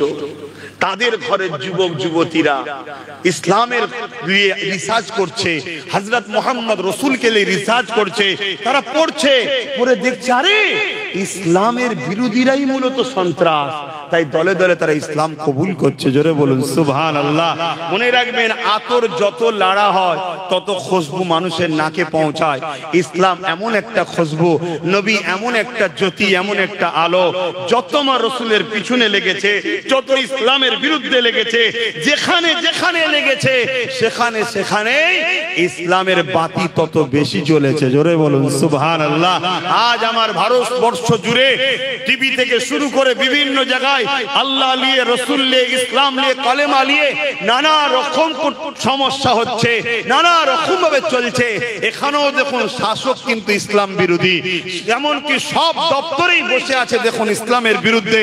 তারপরও আমি আপনাকে বলে যাচ্ছি, এখানে আমরা তো কাউকে জোর করে কিছু করছি না, আমাদের উপরেই জুলুম হচ্ছে। আমি আপনাকে চ্যালেঞ্জ দিয়ে যাচ্ছি, ইসলাম ছিল, আছে, থাকবে, কিন্তু তোমার আমার ইমানের দুর্বলতার জন্য, তোমার আমার লোভ লালসার জন্য, তোমার আমার অত্যাচারী শাসকের পা চাটার জন্য, তোমার আমার অত্যাচারী শাসকদের গুণ গাওয়ার জন্য আল্লাহ তাদের হাতে তোমাকে আমাকে মিটাবে। কিন্তু ইসলামের জন্য এই ভারতবর্ষ থেকে আল্লাহ নতুন প্রজন্ম তৈরি করে দেবে। জোরে বলুন সুবহানাল্লাহ। তার একটা ছোট্ট নমুনা বলে যাচ্ছি, বাবরি মসজিদ যিনি আঘাত দিয়েছিলেন প্রথম, তিনাকেই আল্লাহ ইসলামের মধ্যে দাখিল করিয়েছে, তিনার কপালে আল্লাহ ইসলাম দিয়েছে, নবী মুহাম্মদ সাল্লাল্লাহু আলাইহি ওয়াসাল্লামের নূর তার দিলে দিয়েছে, সে 100টা মসজিদ বানাচ্ছে। জোরে বলুন সুবহানাল্লাহ। তাহলে শুনছেন তো নাকি আমাদের প্রয়োজন আছে আল্লাহ, আমাদের প্রয়োজন আল্লাহকে, আমাদের প্রয়োজন আল্লাহর নাই, আমাদের প্রয়োজন আল্লাহকে, তাই তো নাকি? ইসলামের মতো দামি জিনিস আল্লাহ আমাদেরকে দিয়েছে, অর্থাৎ অন্যায়কে মিটাও, ন্যায়কে প্রতিষ্ঠিত করো। কিন্তু আমরা অন্যায়কে না মিটিয়ে অন্যায় সাথ দিচ্ছি, তাহলে আল্লাহ আমাদের মিটাবে না? মিটাবে না? কথা বলে। কারণ আমরা ইসলামের নামে কলঙ্ক, ইসলামের নামে ইসলামকেই দাগ দিচ্ছি, ইসলামের নামে ইসলামের সঙ্গে গাদ্দারি করছি, ইসলামের নামে ইসলাম বিরোধী কাজ কাম করে বেড়াচ্ছি। তাই আল্লাহ আমাদেরকে মিটাবে বলেই তো জালিম হুকুমতকে বসিয়েছে। ফেরাউনকে কে বসিয়েছিল একটু বলবেন না আপনারা? এই আল্লাহর বিনা হুকুমে হয়ে যায় সবকিছু। এই গাছের পাতাগুলো যে লড়ছে, এটা কার হুকুমে লড়ছে? তাহলে আজ গাছের পাতা খোদার বিনা হুকুম ছাড়া লড়তে পারে না, তা মিশরের রাজা হবে ফেরাউন খোদার বিনা হুকুম ছাড়া? এই পৃথিবীর রাজা নমরুদ কে বসিয়েছিল? তাহলে আমার দেশের মাথায় কে বসবে এটা আল্লাহর হুকুম ছাড়া? তা কেন বসিয়েছে আল্লাহ বলুন? তার প্রমাণ সূরা বাকারাতে আল্লাহ দিচ্ছে। আমি বললাম না, তোমরা যখন আল্লাহ ও রাসূলকে ভুলে যাদের তোষামোদি করবে তাদের হাতে আল্লাহ তোমাদের মিটাবে। আমাদের সমাজে একটা বক্তব্য আছে, ধর্ম যার যার উৎসব সবার, তাই তো নাকি? একটা বক্তব্য আছে না? না? আচ্ছা বলো, এই বক্তব্যটা ইসলামের পক্ষে না বিরুদ্ধে? একটু জোরে বলো। তো এই নিয়ে কোন আলেম ওলামা, ইমাম, মুর্শিদ, পীর, মাশায়েখ কোন মুসলমানের বিরোধী করে? উপরন্তু আমি দেখিয়ে দেবো হাজার হাজার মুসলিম, তারা কেমন মুসলমান জানি না, কেন এই কথাটা মেনে লিয়া মানেই মুশরিক, সঙ্গে কাফের হয়ে যাবে। শুনছেন তো? হাজার হাজার দেখিয়ে দেবো যারা এই স্লোগানটাও দেয় এবং এটাকে মানে। তাহলে যে যারা বা যে জাত আল্লাহ দিনের দাবি করে আল্লাহ দিনের বিরোধী করছে, তার মানে কি সে দিনকে বেঁধে কষ্ট দিচ্ছে। কথা শুনছেন? মানে একটা মানুষ মদ খাওয়া পছন্দ করে না, তুমি তাকে জোর করে নিয়ে যে বেঁধে তার সামনে তুমি মদ খেচ্ছ, আর তুমি তার আড়ালে মদ খেচ্ছ, দুটোর মধ্যে কষ্ট কোনটা? তাহলে তোমার ইসলাম পছন্দ করে না যে কথা, তুমি মুসলমান হয়ে সে কাজ করছো, তার মানে কি ইসলামকে তুমি কষ্ট কত বেশি দিচ্ছ। তা আল্লাহ তোমাকে আমাকে মিটাবে না? আমার অজ বুঝছেন তো নাকি? গায়ে লাগছে? কিছু করার নেই, তো রোগ হয়েছে যেটা তার ওষুধ দিতে হবে তো নাকি? মাথায় হাত বুলিয়ে দিয়ে চলে গেলাম, হ্যাঁ সব ঠিক আছে বাবা, সব ঠিক আছে। কালকে দুনিয়াও যাবে, আখিরাতে যাবে। তো বলুন, হাত বুলিয়ে চলে যাবো কি? শুধু হাত বুলিয়ে চলে যাবো কি? তাহলে বলুন, ছেড়ে দিচ্ছি। আর যদি বলেন না রোগের ট্রিটমেন্ট করতে হবে, তাহলে যদি একটা ঠ্যাং কাটতে হয় তাও ভালো, মানুষটা বেঁচে যাবে। কি গো, ডাক্তার করে না? করে না? আর অনেক ডাক্তার যদি বলে না না থাক থাক, ঠ্যাংটা কেটে গেলে বেমানান হবে, আস্তে আস্তে ওই পয়জন ভাইরাস বাড়তে বাড়তে বাড়তে মানুষটাই মারা গেল। শুনছেন তো? দাদা একটা ঠ্যাং যাই যাক না, মানুষ তো রয়েছে। তাহলে আজকে আমার কথাটা বুঝাবার জন্য বলছি, একটু কষ্ট হচ্ছে, একটু গায়ে লাগছে ঠিকই, কিন্তু শুধরে যদি আমরা যেতে পারি অবশ্যই আমার আল্লাহ সাহায্য করবেন। জোরে বলুন সুবহানাল্লাহ। এবং আল্লাহ তওবাকারীকে বড় পছন্দ করে। আর মুসলমানদের এত খারাপ হওয়ার পিছনে সবথেকে বড় যদি দোষী কাউকে করেন, আমি নিজে একজন আলেম হয়ে, পীরজাদা হয়ে আমি আপনাদের সামনে খুলে বলে যাচ্ছি, এ জাতি ধ্বংসের পিছনে মুনাফিক আলেম উলামা, মুনাফিক পীর পীরজাদাদের হাত আছে। শুনছেন না শোনেননি? যারা সমাজের বুকে জালিম অত্যাচারী শাসকদের কাঁধে কাঁধ মিলিয়ে দালালি করেছে, শুধু সমাজকে কিছু করে যায়নি, সমাজকে কিছু দেয়নি। আজকে আমরা ধ্বংস হয়ে গেছি। আজকে এত বড় একটা আইন হয়ে গেল, যে আইন কত ভয়ানক আপনারা জানেন না। যে আইনটা কত ভয়ানক, যে আইনের মধ্যে একটা অপশন আছে যে ওয়াকাফ বোর্ডে অমুসলিমকে ঢুকাতে হবে। এর থেকে আবার আরেকটা ভয়ানক আইন করেছে এই ওয়াকাফে। কি আমরা জানি, 12 বছর কোন লোক যদি একটা জায়গা দখল করে থাকে, সেই সম্পদের সত্তার মালিক সে হয়ে যাবে, জানেন তো নাকি? কিন্তু ধর্মস্থান ক্ষেত্রে হতো না। এই যেমন এটা ধর্মস্থান, এখানে কেউ যদি দখল করে 12 বছর কেন 50 বছর থাকলো, আইন বা যে আমাদের দেশের সংবিধানে যেটা ল আছে, ওকে যে কোনো দিন এই কমিটি তুলে দিতে পারে, প্রশাসন আসবে ভেঙে চুরে তুলে দেবে। শুনছেন না শোনেন? কিন্তু কোন পাবলিক প্রপার্টি হলে 12 বছর যদি কেউ দখল করে বসে, সেটা তার হাত তোলা যাবে না। কথা মাথায় ঢুকছে? কি ধর্মস্থানের ক্ষেত্রে কি ছিল না, 12 বছর হোক আর 50 বছর হোক, ও জায়গা দখল করতে আছে, মানা করেনি, আলাদা কথা, মানা করলে উঠে চলে যেতে হবে। কিন্তু আমাদের কেন্দ্রের সরকার কত বড় জুলুম করলো দেখুন, ওখানে আইন করছে কি, ওয়াকাফ যদি কেউ 12 বছর দখল করে রাখে, তাহলে সেটা তার হয়ে যাবে, ওটাকে আর কেড়ে নিতে। কেন রাজ্য সরকার বিরোধী করেছে খোঁজ করে আমি দেখলাম, এই আইনটা রাজ্য সরকারের বহুত পক্ষে গেছে। কারণ অলরেডি রাজ্য সরকার ৭৫,০০০ বিঘে, আমার ভারত পশ্চিম বাংলায় ৭৫,০০০ বিঘে সম্পদ রাজ্য সরকারের নেতা মন্ত্রী আমলা চামলা সব চুরি করে দখল করে রেখেছে। কত বিঘে? কথা বলবেন না, কষ্ট হচ্ছে। ৭৫,০০০ বিঘে আল্লাহর ঘরের জায়গা, মাদ্রাসার জায়গা, এতিমখানার জায়গা, কবরস্থানের জায়গা, গরিব মুসলমানের সম্পদ ৭৫,০০০ বিঘে রাজ্য সরকার তার আমলা চামলা সব দখল করে চুরি করে রেখেছে। তাহলে এই আইনটা যদি পাস হয়ে যায়, তাহলে একটা আর কিছু ফিরে পাবেন। মসজিদের পাশে 2 কাঠা জায়গা হয়তো কেউ দখল করে রেখেছে, ওই 2 কাঠায় আগামী দিন ড্যান্স পার্ট দেবে। কথা শুনছেন না শোনেননি? ওই 2 কাঠাতে দেখা যাবে আগামী দিন মদের ফ্যাক্টরি, মদের দোকান করবে। ওই 2 কাঠা জায়গাতে আগামী দিন দেহ ব্যবসার দোকান খুলে দেবে। কি করবেন? কথা কি গায়ে লাগছে নাকি? এই লড়াইটা কত ভয়ানক লড়াই, বুঝতে পারছেন? আবার কি বলছে, ওয়াকাফ কমিটিতে অমুসলিমকে ঢুকাতে হবে। এই কথাটা এইভাবে বললে আমার অমুসলিম ভাইয়েরা মনে কষ্ট পেতে পারে, যে সংবিধান গণতান্ত্রিক দেশে, ধর্মনিরপেক্ষ দেশে যদি থাকে তো সমস্যা কি আছে? ভাই সমস্যা কিসে? তাহলে প্রথমে একটু শুনুন, আপনাদেরও জেনে রাখা দরকার। একে অপরকে আলোচনা করবেন, বন্ধু বন্ধু থাকতে পারে, বাজারে উঠা বসা হতে পারে। ব্যাপারটা হচ্ছে কি জানেন, আমার দেশের সংবিধানের মধ্যে লেখা আছে, যার ধর্ম সেই ধর্মের মানুষেরা সব দেখবে, ধর্মের উপরে রাষ্ট্রে কোনো হাত দেবে না। কোন সরকার ধর্মের বিষয়ে মাথা না গলাবে না, মসজিদ করতে হবে না মন্দির করতে হবে, এটাও সরকারের কাজ। জোরে বলুন না। আর কারো কেড়ে লিয়াটাও সরকারের কাজ নয়। কিন্তু আমার হিন্দু ভাইদের একটা সম্পদ আছে, যেটাকে দেওবত্ত সম্পদ বলে। আমাদের সম্পদ থেকে কি বলে? ওয়াকাফ। হিন্দু ভাইদের থেকে কি বলে? দেওবত্ত। খ্রিস্টানদেরও আছে। কিন্তু আজকে বিজেপি প্রচার করছে কি, হিন্দুদের নাকি নেই, তাহলে মুসলমানদের থাকবে কেন? এটা আপনাদের বোঝানো দরকার হিন্দু ভাইদেরকে। ও পুরা তোদের সঙ্গে ধোকা দিচ্ছে, নেই নেই বলে সবটা ঝেড়ে নেবে একদিন। শুনছেন তো নাকি? তাহলে হিন্দু ভাইদের বোঝানো দরকার, বন্ধুত্ব তো আছে নাকি, পাড়া প্রতিবেশী যে ভাব ভালোবাসা আছে, বুঝাতে হবে যে ভাই আমাদেরটা আরবি নামে ওয়াকাফ বলে, তোমাদেরটা সংস্কৃতি বা কিছু একটা নামে সেটাকে দেওবত্ত সম্পদ বলে, বা টেম্পল অ্যাক্ট। কথা বুঝে আসছে? আছে, আপনাদেরও আছে, এবং আমাদের থেকে অনেক বেশি সম্পদ আপনাদের আছে। আপনাদের 2-3টে মন্দিরে যা আছে পুরো ভারতে আমাদের তাই নেই।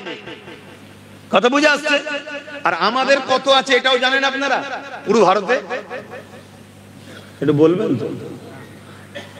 28 লক্ষ বিঘে জায়গা। কত ভাবতে পারছেন?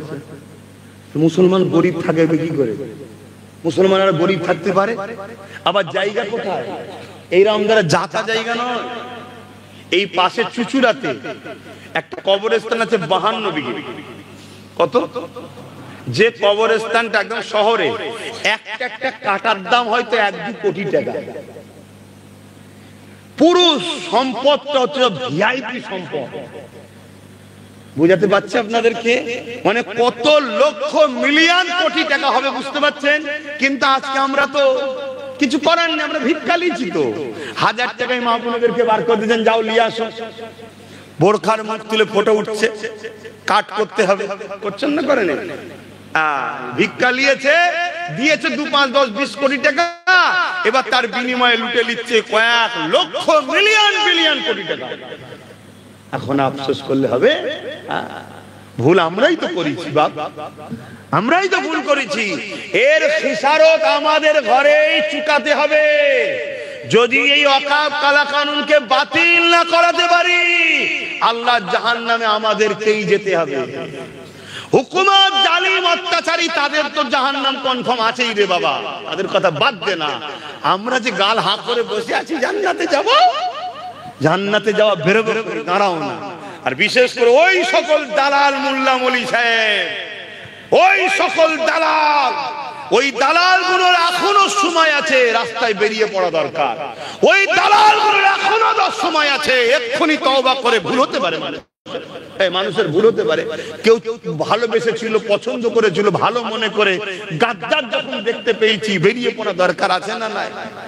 কিন্তু সব খুল্লার মধ্যে ঢুকে কুক কুক করে ডিম পাচ্ছে। এখন কথা বুঝে আসছে না? না, ভালো দামে আবার দেখবেন আগামী দিন বিক্রি হবে, বেরিয়ে আবার দালালি করছে।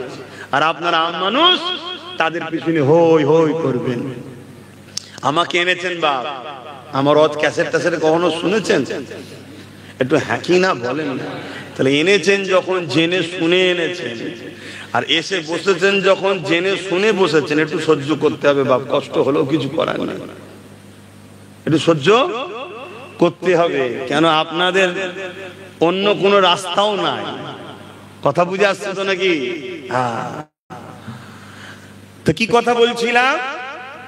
এই দেওবত্ত সম্পদ, টেম্পল অ্যাক্ট বা খ্রিস্টান ভাইদের, পাঞ্জাবি ভাইদের, শিখ সবার ধর্মীয় অ্যাসেট আছে। যেমন মুসলমানদের ওয়াকফ, প্রত্যেকটা কমিটির মধ্যেই লেখা আছে, হিন্দু ভাইদের লেখা আছে যেমন যে হিন্দু ছাড়া অহিন্দু থাকতে। কথাটা ঠিক লিখেছে না ভুল লিখেছে? ঠিকই লিখেছে। ধর্মীয় জিনিস, তাদের ধর্মের জিনিস, সেখানে মুসলমান ঢুকে কি করবে? তাদের জিনিস তারা থাকবে। খ্রিস্টানদের ট্রাস্টে লেখা আছে কি, খ্রিস্টান ছাড়া অখ্রিস্টান ঢুকতে। এবং হিন্দু ভাইদের লেখা আছে, কেউ যদি হিন্দু থাকা অবস্থায় হঠাৎ করে যদি ধর্ম চেঞ্জ করে, সঙ্গে সঙ্গে তার পদ খারিজ হয়ে যাবে, সে থাকতে পারবে না। ঠিক তেমনি মুসলমানদেরও ট্রাস্টে লেখা আছে বা সংবিধানের রাইট, মুসলমান ছাড়া অমুসলিম থাকতে। বলুন বলুন। তাহলে আপনাদেরটাও যেমন অহিন্দু থাকতে পারবে না, আমাদেরটাও অমুসলিম থাকতে। আপনি আপনার জায়গায় ঠিক, আমি আমার জায়গায় ঠিক, আপনি আপনার নে থাকেন, আমি আমার নে থাকি, কেন এটা ধর্মীয় বিষয় তো। সেটা কি করছে কেন্দ্র সরকার? কেন্দ্র সরকার কি করছে? কেন্দ্র সরকার করতে চাইছে সববারটা ঠিক থাকবে, সববারটা যেমন আছে তেমন থাকবে, শুধু মুসলমানদের ওয়াকফে অমুসলিমকে ঢুকাতে হবে আইন করছে। তার মানে কি, কেন্দ্র সরকার তার লোক ঢুকাতে চাইছে হারাম ঘেড়ে খাবে বলে। শুনছেন তো নাকি? আমার কথা শুনছেন তো? তাহলে বলুন, এর বিরোধীর দরকার আছে না? না। তাহলে আইনটা তৈরি করছে কে, কেন্দ্র সরকার না রাজ্য সরকার? জোরে বলুন না। তাহলে আমাদের বিরোধী হবে কার বিরুদ্ধে? কেন্দ্র সরকারের বিরুদ্ধে। তা সে তো আইন করছে, তার বিরুদ্ধে লড়াই হবে, তাই নাকি? কিন্তু হঠাৎ করে ইনি এত ভোটপট্টি ভোল্টে জায়গা লাগালে, এটা কিছু কারণ আছে না? না, একটু হ্যাঁ কি না বলুন, কি কারণ হতে পারে? আরে আইন করছে কেন্দ্র সরকার, আমাদের লড়াই কালা কানুন বাতিল করতে হবে, করতে হবে। কেন্দ্র সরকারের এই স্বৈরাচারী মানছি না, মানবো না, এটাই তো লড়াই নাকি? একটু হ্যাঁ কি না বলুন। তো হঠাৎ করে এর মাথা গরম হয়ে গেল কেন? ভালো করে তদন্ত করে দেখা যাচ্ছে কেন্দ্র সরকার 2025-এ আইন করছে অমুসলিম ঢুকাতে হবে। আর 2024-এ 1 বছর আগে ঘুমটা দিয়ে অমুসলিম দুজন ঢুকিয়ে দিয়েছে ওয়াকফ বোর্ডে। জানেন আপনারা? জোরে বলেন, জানেন? জানেন না? কেন জানেন না? আপনাদের ঘরে মোল্লা মৌলভী সাহেবরা শোনাইনি এর বিষয়ে। এর বিষয়ের অন্যায় গুলো শোনাই না। এ অন্যায় করলে মোল্লা মৌলভী সাহেবরা এসে কি বলে, বেশি কথা বলুন, বিজেপি চলে আসবে। তাই এর বিষয়ে আপনারা কোনো কিছু জানেন না। 10,000 মাদ্রাসার শিক্ষক, অনেক মাদ্রাসায় 10,000 মাদ্রাসা দিয়ে বলেছে দেয়নি, অনেক মাদ্রাসার শিক্ষকই নেই, বন্ধ। অনেক মাদ্রাসায় 14টা 15টা 11টা 12টা করে শিক্ষক নেই। প্রত্যেক বছরে আমরা শুনেছি ফুরফুরা টাইটেল মাদ্রাসায় রেজাল্ট হলে হয় টাইটেলে, না হয় আলেমে, না হয় ফাজেলে একটা না একটা ছেলে হয় ফার্স্ট নাই সেকেন্ড, হয় ফার্স্ট নাই সেকেন্ড হতো, তাই তো নাকি গো? এটা কি আমাদের গর্ব নয় যে আমার দাদা হুজুরের মাদ্রাসা থেকে ভালো রেজাল্ট হচ্ছে? কিন্তু এই বছরে একটাও নেই। কারণ কি? ছেলেগুলো খারাপ, খোঁজ নিতে হবে। কারণ কি? কারণ দেখা যাচ্ছে 14টা শিক্ষক নেই টাইটেল মাদ্রাসায়, 14টা পদ খালি। যে মাদ্রাসায় 14টা শিক্ষক নেই, ক্লাস ভালো হবে? তাহলে এই মহান কাজটা করেছে কে? এটা কেউ আপনাদের ঘরে শুনিয়েছে? কেন? ইনি সব ভাতা দিয়ে পুষে রেখেছে, মাইনে দিয়ে পুষে রেখেছে। আমি যা কিছু করব একটু ট্যাকেল করবেন, এর বিনিময়ে আপনার কি লাগবে? কেউ বলল আমার আলো লাগবে, কেউ বলল আমার গাড়ি লাগবে, কেউ বলল আমার বাড়ি লাগবে, কেউ বলল আমার টাকা লাগবে, কেউ বলল ফ্ল্যাট লাগবে। কিন্তু আমার যেন দালালিটা হয়। ঠিক আছে, কোনো চিন্তা করবেন না। এজন্য আমরা দূরের খবর পাই, কাছের খবর পাই না। মানে আমাদের দূরে দেখি ভালো, কাছে পাওয়ার এসে গেছে চোখে। ডাক্তার দেখাতেই হবে, কিছু করার নেই। এবার বলুন, কারো কি কষ্ট হচ্ছে? তাহলে দোয়া করুন। আমার বাপজান গুলো বলেন না গো, কষ্ট হচ্ছে আব্বা। আহা, তাহলে কিভাবে ইসলামটাকে শেষ করছে মাথায় ঢুকছে? তাই ইসলামকে যারা শেষ করছে তাদেরকে যদি সাপোর্ট করে আমরা ক্ষমতাশালী করি, আল্লাহ আমাদের ছেড়ে দেবে? কিন্তু আপনাদের ঘরে কি বলবে? কি করা যাবে, উপায় তো নেই, বিজেপি কে রুখতে গেলে তো দরকার। আমি আপনাকে বলছি, এইটা বলে বলে বলে বলে বলে বলে ভেতরে ভেতরে বিজেপি চাষ হচ্ছে বাংলায়। একটা দিন দেখবেন পুরো জঙ্গল হয়ে গেছে বিজেপির। সেদিন আপনি কি করবেন? সময় থাকতে থাকতে আগিয়ে যেতে হয়। আমি অন্যদিকে আলোচনা করতে যাব, একটা ছোট্ট উপমা দিয়ে, একটা ছোট্ট নসিহতপূর্ণ কথা বলে আপনাকে অন্যদিকে যাচ্ছি। একদল লোক বেড়াতে গেছে, বেড়াতে যায় না, গিয়ে বাগানে এখন ফিস্টি করে খাচ্ছে বন্ধুরা সব মিলে। তো ফিস্টি যখন রান্না হয় দেখবেন বাজারে বেড়াতে গিয়ে প্রথম কি করে, চুলো তৈরি করে তাতে কাঠ দিয়ে আগুন ধরিয়ে পাত্র বসিয়ে পানি দেয়, যাতে করে পানিটা একটু গরম হয়। ততক্ষণ বাবুর্চি পেঁয়াজ টিয়াজ রসুন টসুন ইটা ওটার কাজগুলো করে নেয়। এই যে পাত্র বসিয়েছে, ঠান্ডা পানি, কলের ফ্রেশ পানি দিয়েছে, আর এমন সময় একটা ব্যাঙ লাফাতে লাফাতে এসেই পাত্রে পড়েছে। ঠান্ডা পানি, সবে তো পানি দিয়েছে, খুব ভালো লাগছে, খেলা করছে, ঘুরছে। তলায় কি আছে ভাই? আস্তে আস্তে গরম হয়েছে, আস্তে আস্তে গরম হচ্ছে না?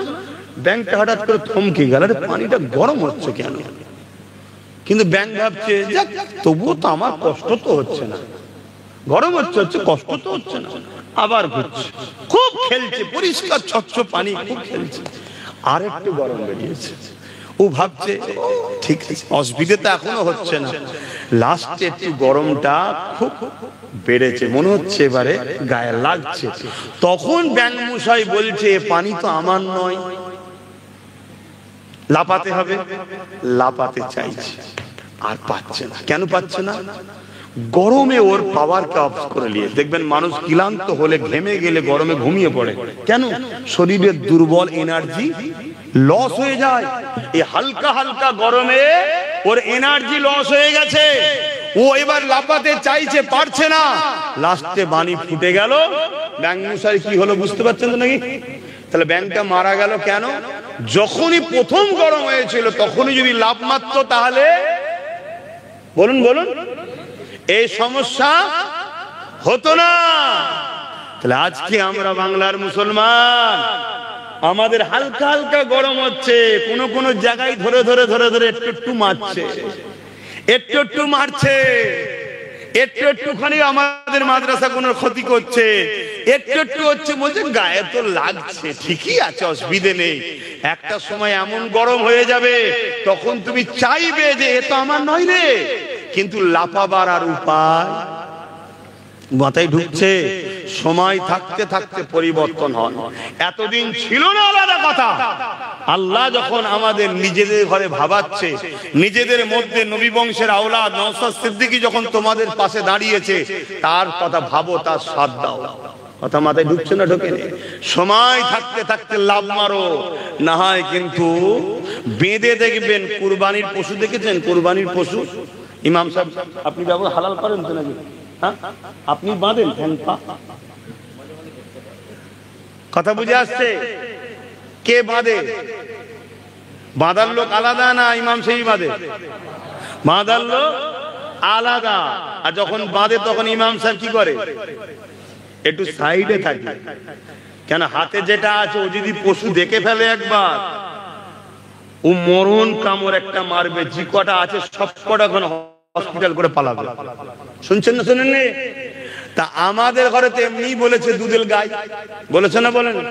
তা আমাদেরকে ইনি বাঁধছে, আর মলি সাহেব ওখানে দূরে আছে। বাঁধা হয়ে গেলে টাইমে চলে আসবে, দেখবেন। কিছু বুঝতে পারছে?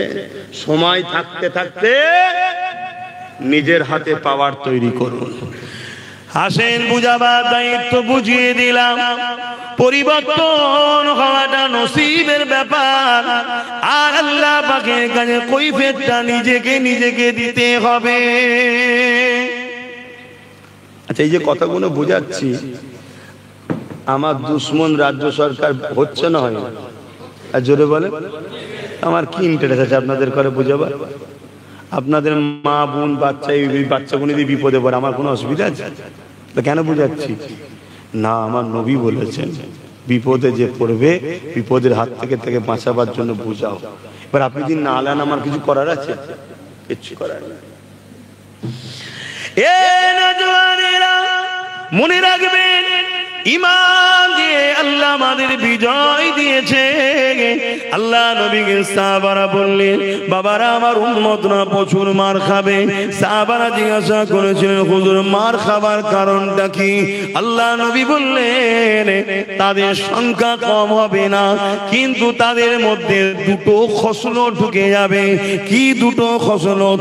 নাম্বার 1 হলো তারা আল্লাহকে ভয় করবে না, তারা ভয় করবে দুনিয়ার শাসককে, দুনিয়ার তাগুতি শক্তিকে, দুনিয়াকে তারা ভয় করবে, মৃত্যুকে তারা ভয় করবে। এ যুবকেরা, তরুণীরা, বাপেরা, আজ আমাদের অন্তর থেকে আল্লাহর ভয় উঠে গেছে। আমরা যদি আল্লাহকে ভয় সত্যি করতাম, যখন ইমামদের সামনে দাঁড়িয়ে বলেছিল দিল্লি চলে যাও, তখন ইমামদের বলা দরকার ছিল, আপনি এটা সংবিধান বিরোধী কথা বলছেন, আপনি এটা আমাদেরকে অপমান করছেন। আর যদি বলার ক্ষমতা নাও থাকতো, অন্তর থেকে ঘৃণা করে সঙ্গে সঙ্গে বেরিয়ে চলে যাওয়া দরকার ছিল, কিন্তু না বেরোতে পারলো না, না ঘৃণা করতে পারলো না, না প্রতিবাদও করতে পারলো না।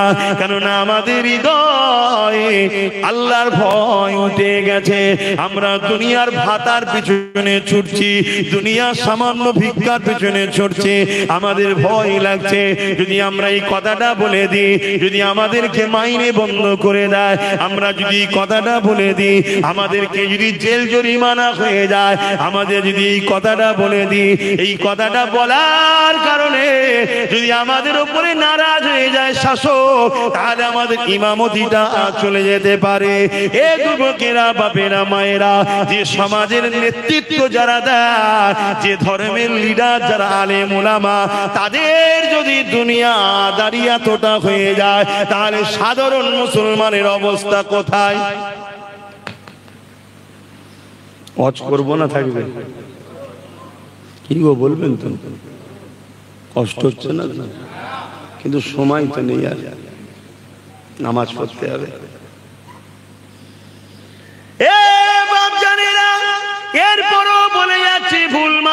মাত্রই হতে পারে।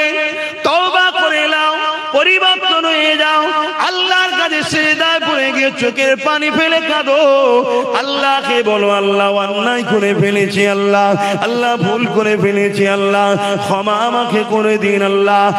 আর কোন জালিমের জুলুমকে সহ্য করব না, কোন জালিমের তাবুদি শক্তির দালালি করব না, কোন অন্যায় কাজে মাথা নত করব না। মনে রাখবেন আমার আল্লাহ পাক বড় দয়ালু, তওবাকারীকে মাফ করে দেয়। সংখ্যার দিকে তাকাবেন না, অস্ত্র দিকে তাকাবেন না, বোম বন্দুকের দিকে তাকাবেন না, কেননা আমরা যখনই বিজয় হয়েছে সংখ্যা দিয়ে বিজয় হয়নি। বোম বন্দুক আমাদের ছিল না, জালিমদেরই ছিল। আমরা যতবার বিজয় হয়েছি একটা পাওয়ার দিয়ে বিজয় হয়েছি, ওই পাওয়ারটা হলো সিনার পাওয়ার, অর্থাৎ ইমানি শক্তি। অর্থাৎ এই সিনার মধ্যে ভয় শুধু আল্লাহ থাকবে, আর এই সিনার মধ্যে আল্লাহ নবীর প্রেম ও আদব থাকবে। অর্থাৎ আমাদের নেতা একজন মুহাম্মদ রাসূলুল্লাহ। আমাদের উঠতে বসতে চলতে ফিরতে কারবার ব্যবসা বাণিজ্য সমাজনীতি অর্থনীতি রাজনীতি রাষ্ট্রনীতি সব ক্ষেত্রে মুহাম্মদ রাসূলকে ফলো করতে হবে, অন্য কাউকে নয়। ইসলামিক রাষ্ট্রে কিভাবে জীবন যাপন করবেন ওটাও আমার নবী শিখিয়েছে। সর্বধর্মের মানুষ যেখানে বসবাস করে ওখানে কিভাবে জীবন যাপন করবে ওটাও আমার নবী শিখিয়েছে। আমার নবীকে মডেল হিসাবে মেনে নিয়ে আমার নবীকে ফলো করো। আল্লাহ কোরআনে তো এটাই জানিয়েছে, মাতা কুমুর রাসূল ফাকুযুহু ওয়া মা নাহাকুম আনহু ফান্তাহু। আমার নবী যা আদেশ করছে মেনে নাও, আমার নবী যা নিষেধ করছে ছেড়ে দাও। কোরআনে আরেক জায়গায় আল্লাহ পাক জানাচ্ছে, লাকাদ কানা লাকুম ফি রাসূলিল্লাহি উসওয়াতুন হাসানা। এই দুনিয়ার মানুষেরা তোমাদের জন্য আমি আমার রাসূলকে মডেল করে পাঠিয়েছি। তোমরা যদি কল্যাণ চাও সবথেকে উত্তম মডেল হলো রাসূলুল্লাহ। তোমাদের নিঃশ্বাস টানা ফেলাতে রাসূলকে ফলো করো। এ নওজোয়ান তরুণেরা তাই বলে দিয়ে যায় পরিবর্তন হয়, পরিবর্তন যদি না হয় তাহলে কিভাবে ধ্বংস হবে শুনে রেখে যায়। হতভাগা আকবর রাজ ক্ষমতার জোরে কোরআনের বিরুদ্ধে দ্বীনে ইলাহি তৈরি করেছিল। আমার ভারতবর্ষের মুঘলে আজম ছিল আকবর। নাম শুনেছেন তো নাকি? একটু বলেন না, নাম শুনেছেন? কোরআনকে মিটাবে বলে একটা কিতাব লিখেছিল, কিতাবটার নাম হলো দ্বীনে ইলাহি। কে লিখেছিল? প্যান্ট শার্ট পরা দাড়ি চাচা গুলো। আমার কথা বলবেন না, লজ্জা লাগছে? আলেম বলতে কষ্ট হচ্ছে? আল্লাহ নবী বলেছে আলেম দুই ধরনের, একটা খায়রুল উলামা, একটা শাররুল উলামা। খায়রুল উলামা কারা? ভালো উলামা কারা? যারা মুখ খুলবে আল্লাহ ও রাসূলের জন্য। জোরে বলুন সুবহানাল্লাহ। যারা মুখ খুলবে দুনিয়ার কাউকে ভয় করে না, আল্লাহ ও রাসূলের জন্য মুখ খুলবে।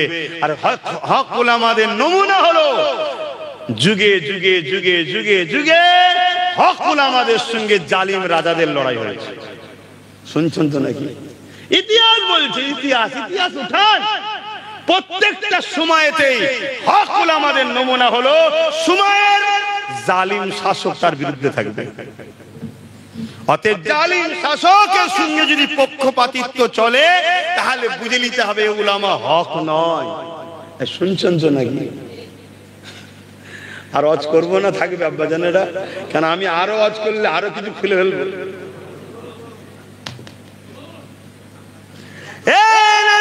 তরুণেরা, বাবেরা, এ নবী পাকের প্রেমিকেরা, হতভাগা আকবর রাজ ক্ষমতা জোরে অর্থ দিল। ওই অর্থ দিয়ে একটা কিতাব লিখিয়ে দিল। উলামারা কিতাব লিখতে শুরু করলো। এ যুবকেরা সেই উলামারা কিতাব লিখে দিল। কিতাবটার নাম হলো দ্বীনে ইলাহি। ওই দ্বীনে ইলাহিতে কোরআন বিরোধী নানা রকম ষড়যন্ত্র তৈরি করে বাংলা ভারতের জমিনে ওটাকে খাইয়ে দিল। ওটার প্রচার কে করবে? উলামারাই প্রচার করতে লাগলো। এই যুবকেরা উলামা দুই ধরনের হয়। আবার এই কিতাব জালিম শাসকের বিরোধী করেছিল যিনি, তিনিও উলামা ছিলেন। তিনি অন্য কেউ নয়, হযরতে মুজাদ্দিদে আল পেসানি। আরো জোরে বলুন সুবহান। এই যুবকেরা, তরুণেরা, হযরতে মুজাদ্দিদ আল পেসানি বিরোধী শুরু করে দিল। হতভাগা আকবর এমন করে মুজাদ্দিদ আল পেসানি পেশানির বিরুদ্ধে লেগে গেল, নানান দিক দিয়ে হুজুরকে ক্ষতি করার চেষ্টা করেছে, কোন দিক দিয়ে হুজুরকে রুখতে পারে না। কিন্তু আল্লাহ পাকের মর্জি দেখুন, আল্লাহ পাকের ক্ষমতা দেখুন। এ যুবকেরা, তরুণেরা, বাপেরা ওই মুজাদ্দিদ আল পেশানিকে হতভাগা আকবর বন্দী করে ফেললো, জেলের মধ্যে ভরে দিল। হুজুর আমার জেলের মধ্যে গেলে ওই জেলের মধ্যে যত বন্দী ছিল তারা হুজুরের সোবতে আসতে লাগলো। অমুসলিম যারা ছিল হুজুরের কাছে বসতে লাগলো, অমুসলিম মুসলমান সবাই।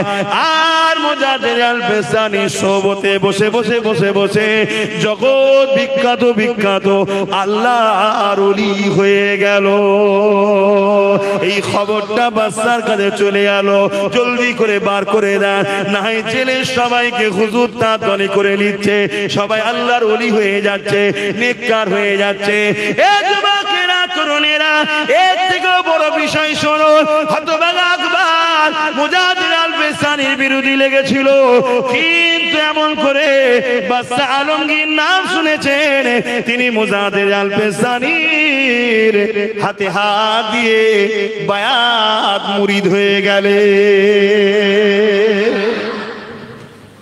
হুজুর বেরোলেন, লড়াই অনেক বড় কথা, একটা বিশাল বড় ময়দানে লড়াই হবে।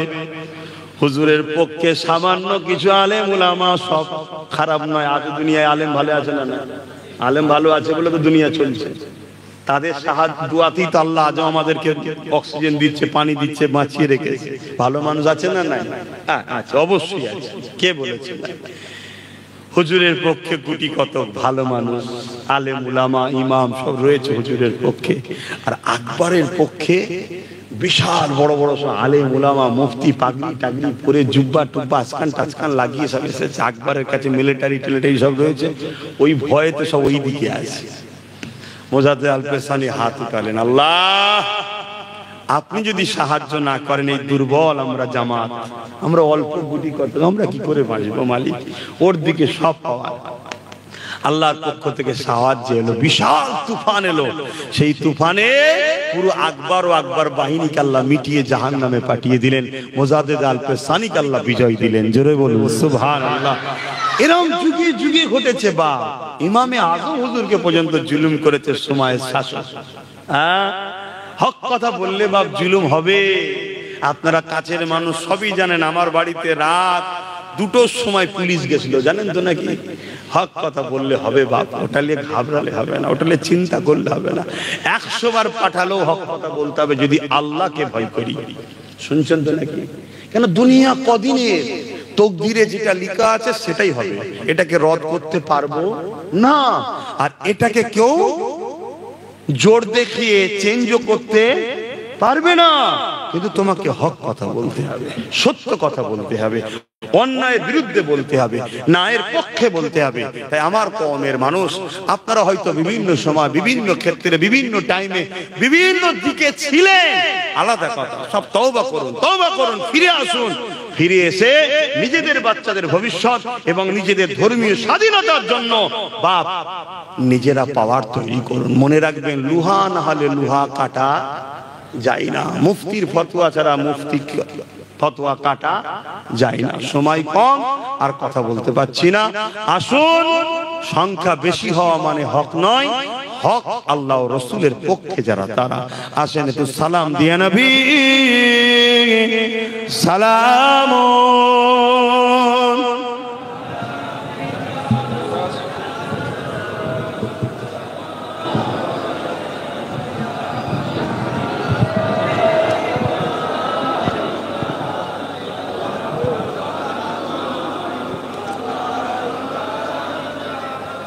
طلع البدر علينا من شنيات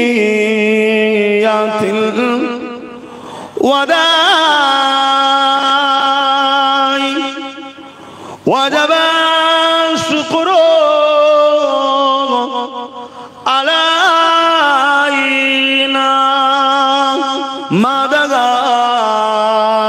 لله أحداي يا نبي سلام রসুল ইয়া হাবিব সালাম।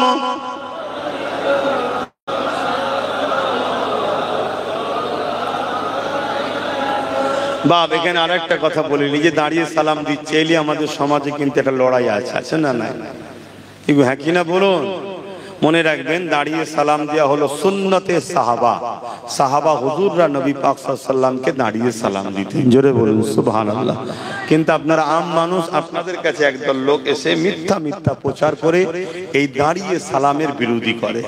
কেউ যদি বসে সালাম দেয় আমি তার বিরুদ্ধে নয়, কিন্তু কথা বুঝে আসছে, সেটা তার রুচি, তার পছন্দ, তার ভালোবাসা, তার আদব তার কাছে। কিন্তু বিরোধী যারা করে এরা সম্পূর্ণ কিন্তু আমাদেরকে হুজুরের দুশমন ও হুজুরের শানে বেয়াদবি বানাতে চায়। খুব ভালো করে বুঝবেন, ঈমান ছাড়া কামিয়াব নয়। ঈমানটা কি? নামাজ, রোজা, দাড়ি, টুপি, হজ, যাকাত এগুলো ঈমান নয়। এগুলো ঈমানের মধ্যে। ঈমানটা হলো হুজুর পাক সাল্লাল্লাহু আলাইহি সাল্লামের আদব ও প্রেমের নাম। কথা মাথায় ঢুকছে? এবারে আদব ও প্রেম আছে, অর্থাৎ আপনি ঈমান এনেছেন, এবার নামাজ পড়ছেন, রোজা রাখছেন, হজ করছেন, যাকাত দিচ্ছেন, নফল ইবাদত যে যত বেশি করবে সে জান্নাতে তত বেশি তারাক্কি, কামিয়াবি বেশি, আল্লাহ তাকে উঁচু মাকাম দেবে। জোরে বলুন সুবহানাল্লাহ। কিন্তু ঈমান ছাড়া নাজাত নাই। সে দাড়িওয়ালা হোক, টুপিওয়ালা হোক, নামাজি হোক, রোজাদার হোক, হাজি হোক, ঈমান যদি না থাকে সে চির জাহান্নামী, ঢুকবে আর বেরোবে না। ঈমান আছে, কেউ 100% ইবাদত করেছে, কেউ 80% করেছে, কেউ আবার 10% করেছে, বাকি গুনাহ করেছে। আল্লাহ চাইলে 10% কে কিয়ামত দিন মাফও করতে পারেন। যদি না করেন ও জাহান্নামে যাবে, 90% গুনাহ ওর মাফ হয়ে যাবে, ঈমান থাকার জন্য জান্নাতে যাবে। জোরে বলুন সুবহানাল্লাহ। কিন্তু একজন 100% আমল করেছে কিন্তু ঈমান নেই, ও জাহান্নামে ঢুকবে আর বেরো। শুনছেন? তো এই ঈমানটা আমাদের লুটা হচ্ছে কেন? এই ঈমানটা লুটা হচ্ছে একটাই কারণে, এই যে আমরা ভয় খেচ্ছি না, এই যে দুর্বল, এটা ঈমানের জন্যই তো। সাহাবা হুজুররা ভয় খেতেন না কেন? তাদের ঈমান মজবুত ছিল। আমার গরিবে নওয়াজ একা এসেছেন, ভয় খেতেন না কেন? ঈমান মজবুত ছিল। তা আমাদের ঈমানকে দুর্বল করানো হচ্ছে। কারা করছে? ইসলামের দুশমন শাসকরা। কেন? তারা আমাদেরকে মিটাতে চায়, আমাদেরকে লুটতে চায়, আমাদেরকে খতম করতে চায়। তারা কোনো দিন আমাদেরকে খতম করতে পারবে না যদি আমাদের সিনাতে হুজুরের প্রেম ও আদব থাকে। তাই তারা কি করছে? কোটি কোটি টাকা খরচ করে ছদ্মবেশী আলেম, ছদ্মবেশী মুফতি, ছদ্মবেশী মৌলানা, তারা আমাদের সমাজে এসে নামাজের কথা, রোজার কথা, দাড়ির কথা, হজের কথা, মসজিদ, মাদ্রাসা, কবর সব কিছুতে এক নম্বরে, শুধু হুজুরের প্রেম ও আদবের বেলায় নাক ছিটকায় আর আল্লাহর ওলিদের সমালোচনা করে। কথা মাথায় ঢুকছে? কেন? এটা হলো ঈমানের ব্যাপার। একটা লোক যদি সারা জীবনও কোনো ভালো কাজ না করে কিন্তু মরণের সময় বা সে জি লাইফে মানে যে মুহাম্মদ সাল্লাল্লাহু আলাইহি ওয়াসাল্লাম আল্লাহর প্রেরিত রাসূল এবং আল্লাহ আমার এক, এই ঈমানটা সে এনেছে, আদব করে, মহব্বত করে, ও একদিন না একদিন হাজার হাজার হাজার হাজার বছর জেল জাহান্নাম খেটে হলো একদিন না একদিন এই সামান্য ঈমানটার জন্য ও জান্নাত যাবেই। জোরে বলুন সুবহানাল্লাহ। তাহলে ঈমানের মূল্য কতটা বুঝছেন? আর ঈমান না থাকার দরুন আজকে আমরা এত হওয়ার পরও আমরা যাকে টিকিয়ে রেখেছি সে আমাদেরকে হুমকি দিচ্ছে আমাদের ঈমান দুর্বল হওয়ার জন্য। সে আমাদেরকে হুমকি দিচ্ছে, হুমকি। একটা বলার মধ্যে তারতম্য থাকতে পারে যে ঠিক আছে এখন পরিস্থিতি খারাপ, তোমরা ঠিক আছে আন্দোলন করবে, শান্তিপ্রিয় করবে, যেন কোনো গন্ডগোল না হয়, হ্যাঁ, বিশৃঙ্খলা না হয়, এগুলো এটা আলাদা কথা। হুমকি কেন? সে জানে যে মুসলমান আছে 3.5-4 কোটি কম বেশি, ঈমানদার কই? ঈমানদার কই? খারাপ লেবেন কি জানি না। ঈমানদার মুসলমান আর বেঈমান মুসলমান। বেঈমান মুসলমান হলো গলায় বেল দিয়া পোষা কুকুর, আর ঈমানদার মুসলমান হলো একটা মঈনুদ্দিন আজমিরি হলেই যথেষ্ট। জোরে বলুন সুবহানাল্লাহ। কষ্ট দিলাম নেই কাউকে, হাকিকাতটা বলছি। এবারে ঈমানের মধ্যে কোয়ালিটি আছে, কেউ একেবারে বেঈমান, কেউ আবার ঈমানের কোয়ালিটি আছে। কারো ঈমান দুর্বল, কারো ঈমান আর একটু দুর্বল, কথা বুঝে আসছে? কিন্তু যার মধ্যে অন্যায়ের প্রতিবাদ নেই, অন্যায়কে সাপোর্ট করে, আল্লাহ রসুল বলছে সেই ইমানদার নয়। তাহলে সামনে দিন যারা আমাদেরকে দিল্লি যেতে বলেছে, তাদেরকে আমাদেরও দিল্লি যাওয়ার কথাই বলতে হবে তো নাকি? আর না সাপোর্ট করতে হবে? যদি কেউ সাপোর্ট করে, ধরুন, প্রমাণ কি হবে? ঈমান, জোরে বলুন না। বেঈমানের জানাজা পড়া যায়, কথা বলুন। বেঈমানকে মুসলমানের কবরস্থানে দাফন কাফন করা যায়। আমি আরো কথা বললে আরো ফতোয়া আগে যাবে, তবে একটা কথা বলছি, মানুষ মাত্র ভুল হতে পারে। যদি স্যার মনে হয় যে আমি এটা ভুল করেছি বলে, তার জন্য তাকে কিছু পানিশমেন্ট দিতে হবে, ঠিক তো নাকি? কথা বলছেন না? পানিশমেন্ট দিতে হবে। সেই পানিশমেন্টটা কি? সর্বপ্রথম পশ্চিম বাংলার বিধানসভায় নিন্দা বিল পাস করতে হবে। কি বিল? যে আমি এই কেন্দ্র সরকারের এই ওয়াকফ বিরোধী, সংবিধান বিরোধী কালা কানুনকে আমি পশ্চিম বাংলা সরকার মানি না। কারা কারা আমার সঙ্গে আছো বিধানসভার মধ্যে এমএলএরা বলো। যারা যারা বলবে তারা তারা সরকারের এই কাগজে সই করবে, তাই তো নাকি? সরকারের তো নিজেই 230টা আছে, আর আমাদের যেটা আছে সেও দেবে। কেন? মসজিদ মাদ্রাসা ছাড়তে আমরা সাপোর্ট করব, ঠিক না বেঠিক? করতে হবে, এটা ইমানি দায়িত্ব। তার সাথে আমার অন্যদিকে নীতির মত নাও থাকতে পারে, এই কথাটার উপরে আমাদেরকে এক হতে হবে। কথা বুঝে আসছে? এই বিলটা পাস করতে হবে। বিলটা পাস করিয়ে, এই নিন্দা এটা পাস করিয়ে সেই কাগজটাকে নিয়ে রাজ্য সরকারকে সুপ্রিম কোর্টে যে কেস করতে হবে যে আমার বাংলার এমএলএরা আমার বাংলার জনগণিত এমএলএ বানায়। দেখুন 90% কি 95% এমএলএ এই বিল বাংলায় চাই না। সুপ্রিম কোর্টের জজ সাহেব আমার বাংলা এটা হতে দেব না। এবং জজ সাহেবও বলেছে রাজ্যগুলোর রায় দাও। 8টা রাজ্য বলেছে আমরা হতে দেব না।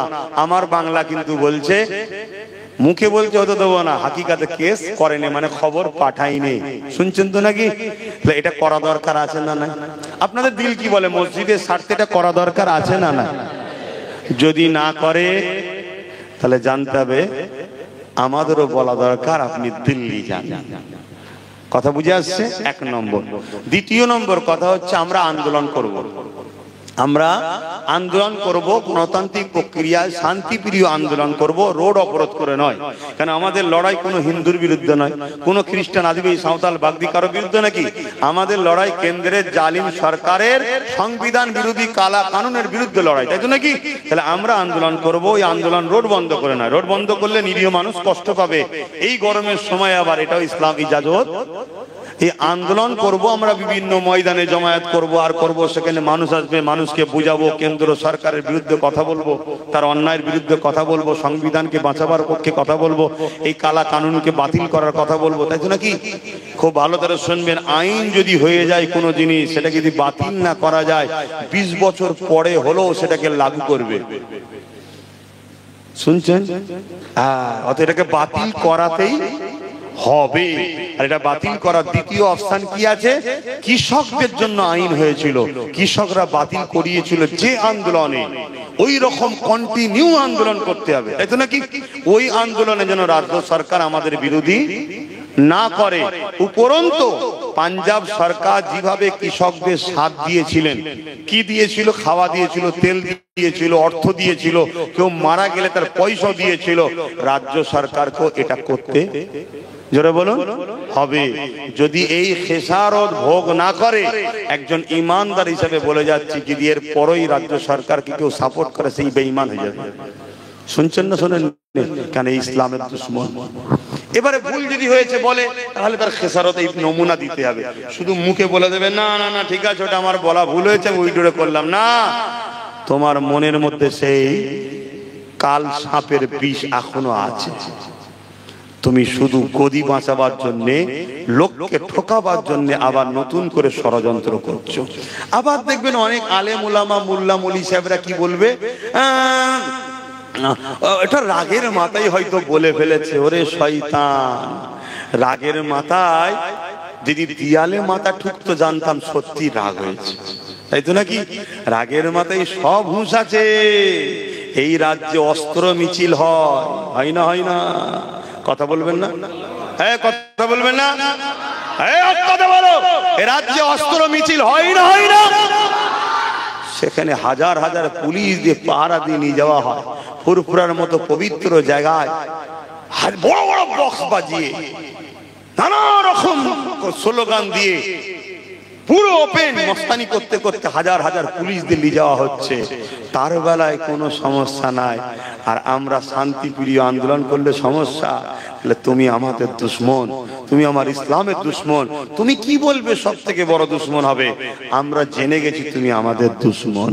তাই আমাদের সংবিধানের পাওয়ার অনুযায়ী আমরা ঠিক টাইমে ঠিক সময় দুশ্মনকে কিভাবে খতম করতে হয়, এক দুশ্মন বলেছিল মাদ্রাসায় জঙ্গি তৈরি হয়, তাকে বুঝিয়ে দিয়েছি, তাই তো নাকি? এটা মনে রাখতে হবে। এবার ইমানদার আছে না নাই সেটা আগামী দিন প্রমাণ হবে। ইয়া নবী সালাম,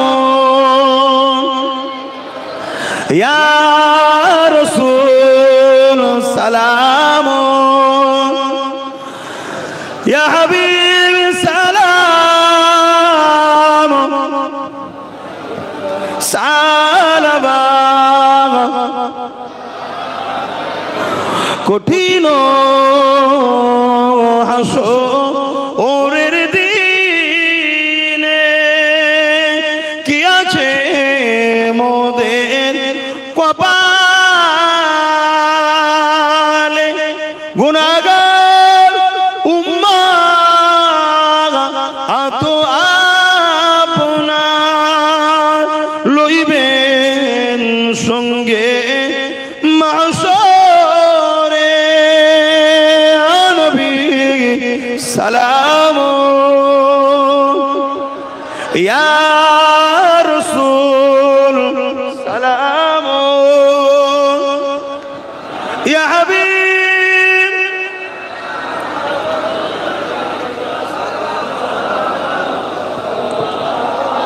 সকলে বসেন, দোয়া হবে। বিসমিল্লাহ শরীফের দরুদ শরীফ সূরা ফাতিহা ইখলাস তেলাওয়াত করেন। সময় কম, একটু দোয়া হবে।